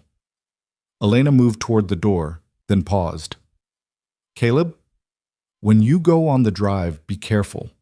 I know you're experienced and capable, but I also know how much you're risking. I'd hate for Martha to be right about me confusing gratitude with affection, but I'd hate even more if something happened to you before I could figure out which it actually is." She was gone before he could respond, leaving him standing alone in the office with his heart pounding and his mind racing. That was as close to a declaration as he was likely to get from someone as cautious and wounded as Elena, and it meant everything and nothing simultaneously. But it also meant hope. Hope that this partnership might become something more. Hope that the connection he felt growing between them wasn't one-sided. Hope that the future they were fighting so hard to secure might be one they could share together. The cattle drive was 6 days away, and everything, the ranch, his financial survival, and the fragile beginning of something that might be love, hung in the balance. But for the first time since walking into Boone's trading post, Caleb felt like the risks were worth taking and the odds were worth fighting. Because some things mattered more than safety or certainty. Some things were worth gambling everything for. And as he looked at the neat ledgers Elena had created, the organized files that represented their combined efforts to save the Double H, he knew that she was one of those things. The morning of the cattle drive dawned clear and cold, the kind of weather that promised good traveling but reminded everyone that autumn was sliding toward winter. Caleb stood in the ranch yard watching his men make final preparations, checking gear with the methodical precision that separated successful drives from disasters. Dutch moved among the horses, his experienced eye assessing each animal's readiness. Pete and Tommy loaded supplies onto the pack horses while Jake double-checked the remuda, the spare horses they'd need for the long journey ahead. 200 head of cattle milled in the holding pen, their breath steaming in the morning air. They represented everything Caleb had built over 10 years of brutal work, and in a few hours they'd be moving toward Cheyenne with nothing but hope and determination to guide them. Elena had arrived before dawn, insisting on being there to see them off, despite Caleb's protest that it wasn't necessary. She stood near the corral fence now, wrapped in a heavy shawl against the cold, watching the preparations with an intensity that suggested she understood exactly what this moment meant. When Caleb approached her, she turned with a smile that didn't quite hide her worry. "Everything ready?" "As ready as it'll ever be. Weather's holding, cattle look good, and we've got experienced hands. If anything's going to go wrong, it won't be from lack of preparation." "That's not as comforting as you think it is." "I know, but it's honest." He paused, choosing his words carefully. "Elena, if something happens to me out there, don't. Please don't say that. I have to. Dutch knows how to run the ranch, and all the financial records are in order thanks to you. If the drive fails, or if I don't make it back, everything's documented well enough that the bank can liquidate cleanly. You'll get your wages in full regardless, I've made sure of that." Elena's eyes flashed with anger he hadn't expected. "Do you really think that's what I'm worried about? Getting paid?" "Caleb, I don't care about the money. I care about you coming back in one piece. I care about this ranch surviving because it's your dream, and you've fought so hard for it. The wages are just wages. They're not why I'm standing here at dawn watching you prepare to drive 200 cattle across territory that could kill you a dozen different ways." The vehemence in her voice stopped him cold. "Then what are you worried about?" "Everything. That you'll push too hard trying to make up for lost time and lose cattle to exhaustion. That you'll encounter rustlers or hostile territory and end up in a fight you can't win. That you'll reach Cheyenne and find the market collapsed, and all this effort will be for nothing. That you'll—" Her voice broke. "That I finally found something worth caring about, and I'm going to lose it the same way I've lost everything else." Caleb closed the distance between them, taking her hands in his. They were cold despite the shawl, trembling slightly with emotion she was struggling to control. "You're not going to lose this, any of it. I'm coming back, and we're going to save the ranch, and you're going to have a home here for as long as you want one." "You can't promise that." "I can promise I'll fight like hell to make it true. That's all anyone can ever promise. That they'll give everything they have to the things that matter most." Elena looked up at him, and he saw tears threatening in her eyes that she was too proud to let fall. "When did I become one of the things that matter most?" "Probably the moment you stood up to me about my terrible bookkeeping and refused to pretend it was acceptable. Maybe before that, back at Boone's, when you asked me to take you instead of just accepting whatever fate had in store. You've got more courage than anyone I've ever met, Elena. That kind of strength matters." "I don't feel strong. I feel terrified. That's what makes it courage. Being afraid but doing what needs doing anyway." He squeezed her hands gently. "Stay at the ranch while I'm gone. Martha will understand and Dutch will appreciate having you here to handle anything that comes up. The house is yours, the office is yours, and if things go wrong, you'll be in the best position to make decisions about what happens next. You're really not coming back, are you? You keep talking like you're saying goodbye." "I'm being realistic about risks, but Elena, I want to come back. More than I've wanted anything in a long time. Because you're right, I finally found something worth caring about too, and I'm not ready to lose it either." The admission hung between them, raw and honest. Elena's breath caught, and for a moment Caleb thought she might say something that would change everything. But Dutch's voice calling that they were ready to move out shattered the moment. Caleb released her hands reluctantly. "I need to go." "I know." Elena stepped back, composing herself with visible effort. "Be safe. Be smart. And Caleb? Come back. Not for the ranch or the cattle or anything else. Just come back." He wanted to kiss her, wanted to pull her close and make promises he might not be able to keep. Instead, he just nodded and turned toward his horse, swinging into the saddle with practiced ease. The weight of her gaze followed him as he joined Dutch at the head of the herd, and when he looked back one last time, she raised her hand in farewell that felt simultaneously like goodbye and a promise. Then the drive began, and there was no time for anything but the relentless work of moving 200 cattle across difficult terrain. The first day went smoothly enough. The herd was fresh and manageable, the weather held, and they made good distance before making camp. But Caleb knew from experience that the easy days were just prelude to the hard ones that would test everything they had.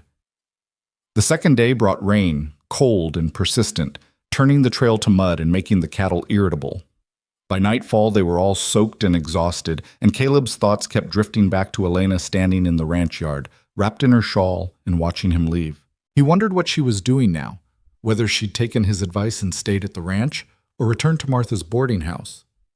Wondered if she was thinking about him the way he couldn't stop thinking about her. On the fourth day, they lost 3 steers to a flooded creek crossing. The animals panicked in the current and were swept downstream before anyone could reach them. It was the kind of loss that happened on every long drive, but it still hit Caleb hard. Those 3 steers represented money he couldn't afford to lose, and every head that didn't reach market narrowed their already thin margins for success. "Could have been worse," Dutch said that night around the fire. "Could have lost a man or a horse. 3 steers is manageable. We can't afford manageable losses. We need perfect. Perfect doesn't exist in ranching. You know that." Caleb knew it, but knowing didn't make it easier to accept. He lay in his bedroll that night, staring at stars that seemed impossibly distant, and thought about Elena's words. That she'd finally found something worth caring about, and was terrified of losing it. He understood that fear intimately now, because the thought of failing, of returning home with empty pockets and broken dreams, wasn't just about losing the ranch anymore. It was about proving her faith in him had been misplaced, about becoming one more person who'd let her down. The drive continued. Through heat and dust, through river crossings and difficult terrain, through long days that blurred together into an endless test of endurance. They lost 2 more cattle to illness and 1 to a rattlesnake bite. Each loss carved away a little more of their financial cushion until Caleb was running calculations in his head constantly, trying to figure out if the remaining herd would be enough to cover their debts. 12 days after leaving the Double H, they crested a rise and saw Cheyenne spread out in the valley below. The sight should have brought relief, but Caleb felt only a sick tension in his gut. This was it, the moment when all their effort would either pay off or prove insufficient. The town sprawled larger than he remembered, with new buildings marking its growth as a rail hub. Cattle pens dotted the outskirts, some full and some empty, and Caleb tried to read the market from that alone. They drove the herd into the holding pens at the edge of town, and Caleb left Dutch in charge while he went to find buyers. The first 2 he approached were polite but non-committal. They had cattle already contracted. They were waiting to see what prices did. They'd consider making an offer, but couldn't promise anything firm.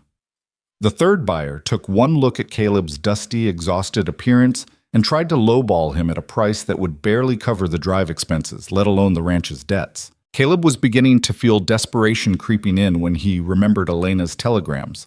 The backup buyers she'd contacted, the ones who'd expressed interest pending inspection.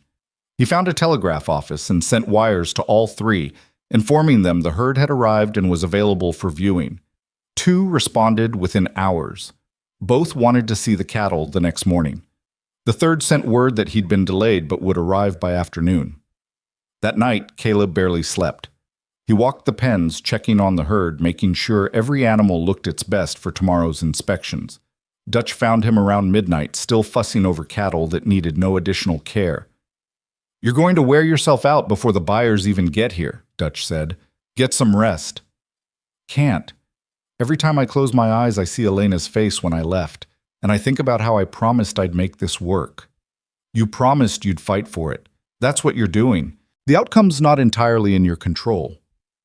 It has to work, Dutch. It has to.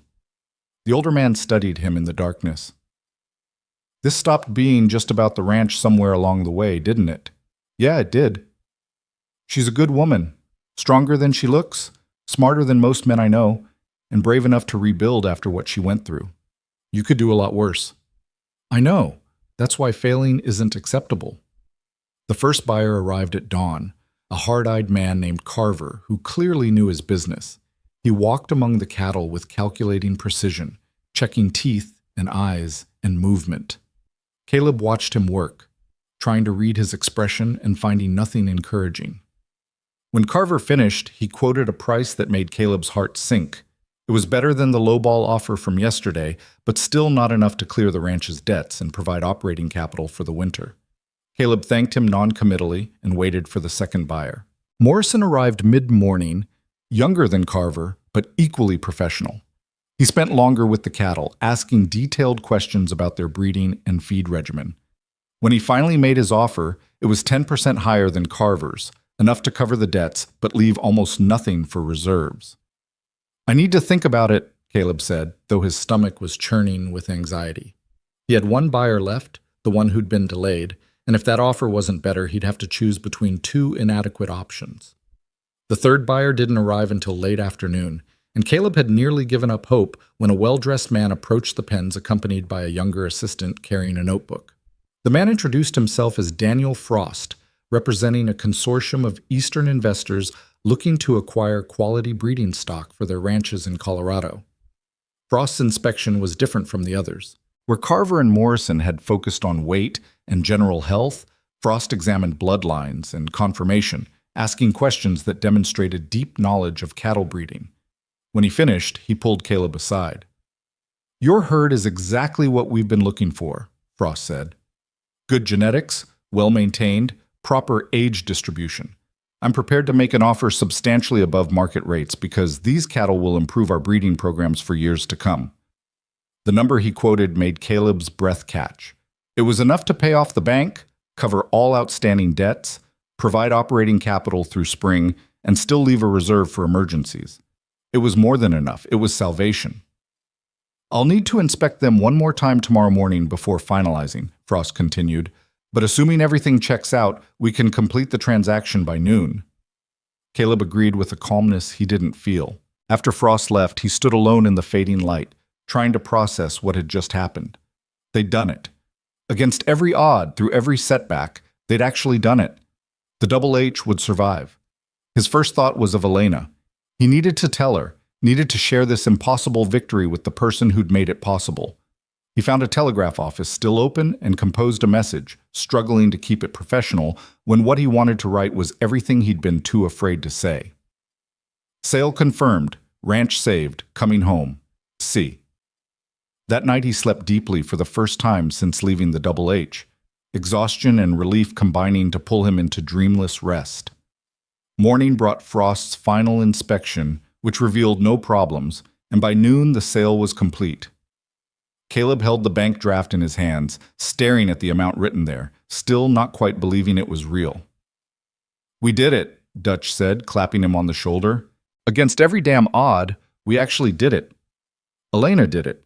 If she hadn't organized those backup buyers, we'd be taking Morrison's offer and barely scraping by. Then I guess you owe her more than wages."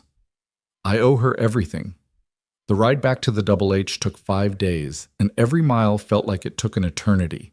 Caleb pushed hard, eager to get home, to see Elena, to share the news in person rather than through cold telegraph wires. He imagined her face when he told her they'd succeeded, imagined the relief and joy that would replace the worry he'd seen when he left.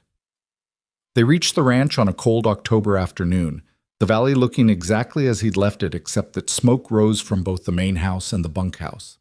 As they rode into the yard, Elena emerged from the house, and Caleb's heart lurched at the sight of her. She looked thinner than he remembered, shadows under her eyes suggesting she'd slept poorly while he was gone. But when she saw him, her face transformed with such pure relief that he understood immediately how much she'd been carrying while he was away. He dismounted before his horse fully stopped, closing the distance between them in 3 long strides. For a moment they just stood there, close enough to touch, but not quite making contact, both overwhelmed by emotions too large for easy expression. "You're back," Elena said, her voice unsteady. "You're really back." "Told you I would be." The telegraph said the sale was confirmed. Did we? We made it, more than made it, enough to pay everything we owe and have reserves left over. The ranch is safe, Elena. We're safe. Her eyes filled with tears that spilled over despite her obvious effort to contain them.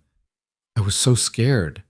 Every day you were gone, I kept thinking about all the things that could go wrong, all the ways this could end badly. And I realized that somewhere along the way, this stopped being about employment or gratitude or anything simple. I care about you, Caleb, about this place, about the future we might build together, and the thought of losing it before I'd even had a chance to see what it could become was unbearable. Caleb reached out slowly, giving her time to pull away if she wanted. When she didn't, he cupped her face in his hands, his thumbs gently wiping away her tears. You're not losing anything. Not the ranch, not your place here, and not me. I told you I'd come back, and I meant it, because you matter, Elena. More than the ranch, more than the money, more than anything else. You matter. I don't know how to do this, she whispered. How to trust that good things can last, that people mean what they say. Everyone else who promised me something broke that promise eventually. I know. And I can't guarantee I'll never let you down or make mistakes or fail at something important. I'm human, and humans are imperfect.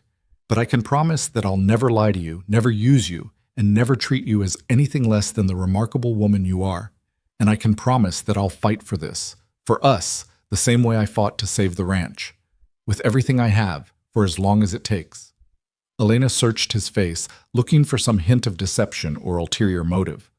Whatever she found must have satisfied her because she finally leaned into his touch, closing the last distance between them.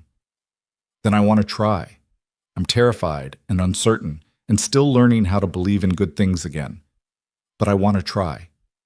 Caleb bent his head and kissed her, gentle and careful, aware that this moment represented more than simple romance.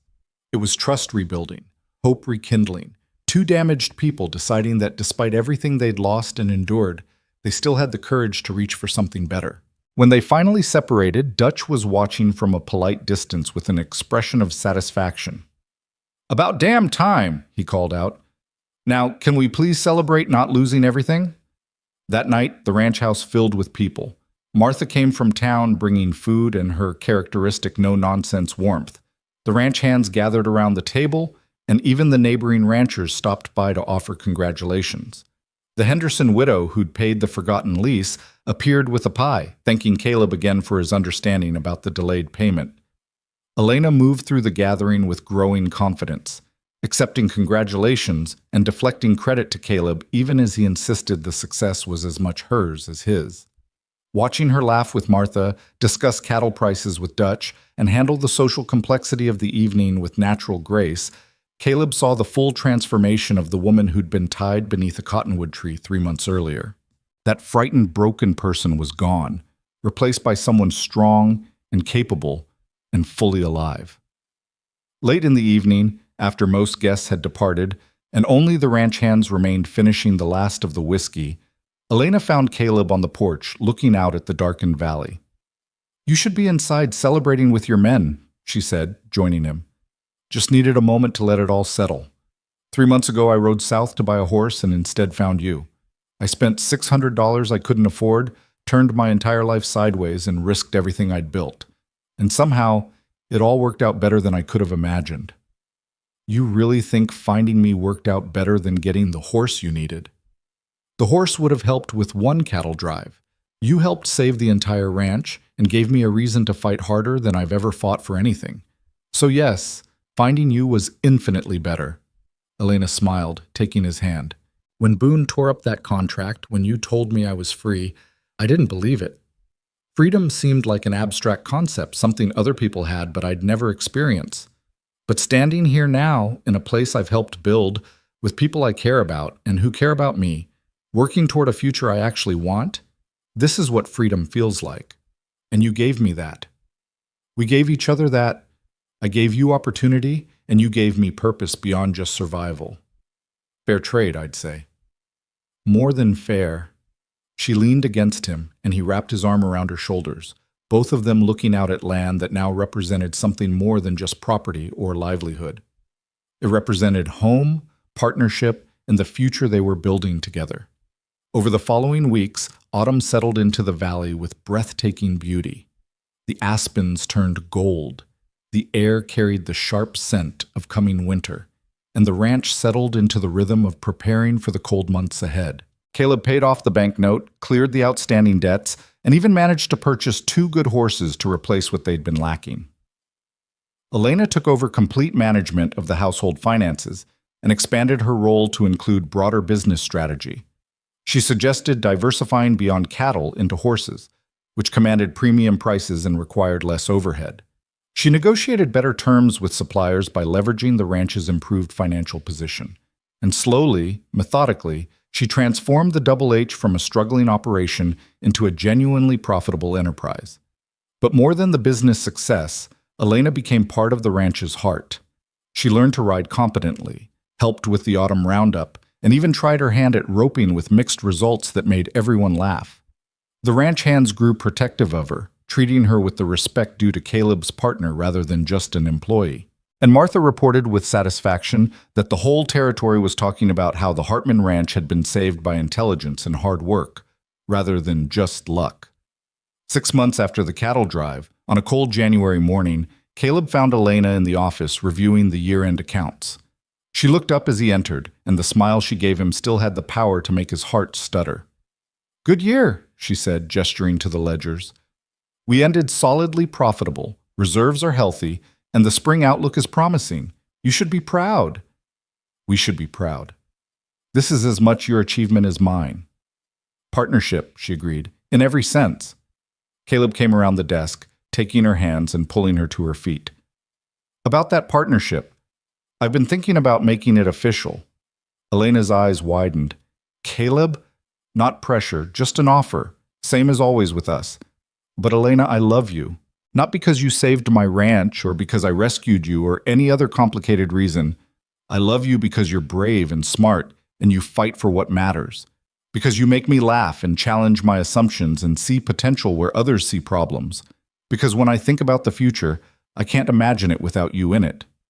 Tears welled in her eyes, but these were different from the frightened tears she'd shed when he left for the cattle drive. These were tears of joy and relief and something like wonder. "I love you too," she said softly. "I fought against it for so long, afraid it was just gratitude or dependency.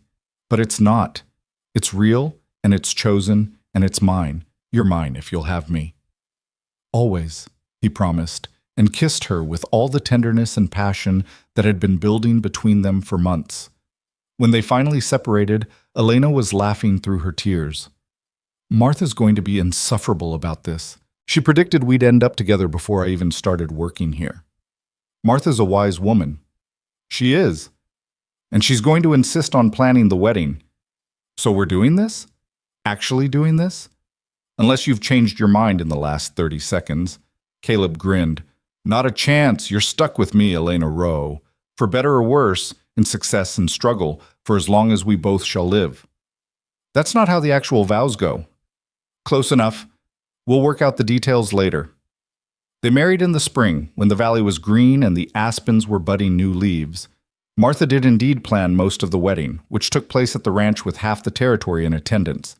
Dutch gave Elena away with gruff pride, and the celebration lasted 2 days with dancing and feasting and enough goodwill to sustain them through whatever challenges the future might bring. In the years that followed, the Double H prospered beyond anything Caleb had imagined possible. Elena's business acumen combined with his ranching expertise created something stronger than either could have built alone. They diversified into horses as she'd suggested, developed a reputation for quality breeding stock, and became known throughout the territory as fair dealers and good neighbors. But more important than the financial success was the life they built together. They transformed the ranch into a place of refuge and second chances, offering employment to others who'd fallen on hard times, creating opportunities where none had existed before. The woman who'd been bought and sold like property became known as the shrewdest businesswoman in 3 counties, and the man who'd risked everything for a stranger became legendary for his integrity and generosity.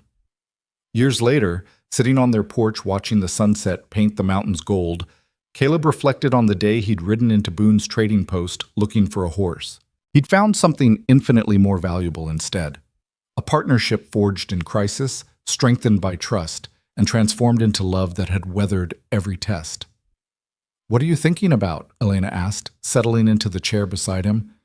"The day we met. How different everything could have been if I'd just bought the horse and left." "But you didn't. You saw someone who needed help and you chose to act, even when it was expensive and complicated and risky. Best decision I ever made. Even when I was terrible to work with those first few weeks, critiquing your bookkeeping and reorganizing everything. Especially then.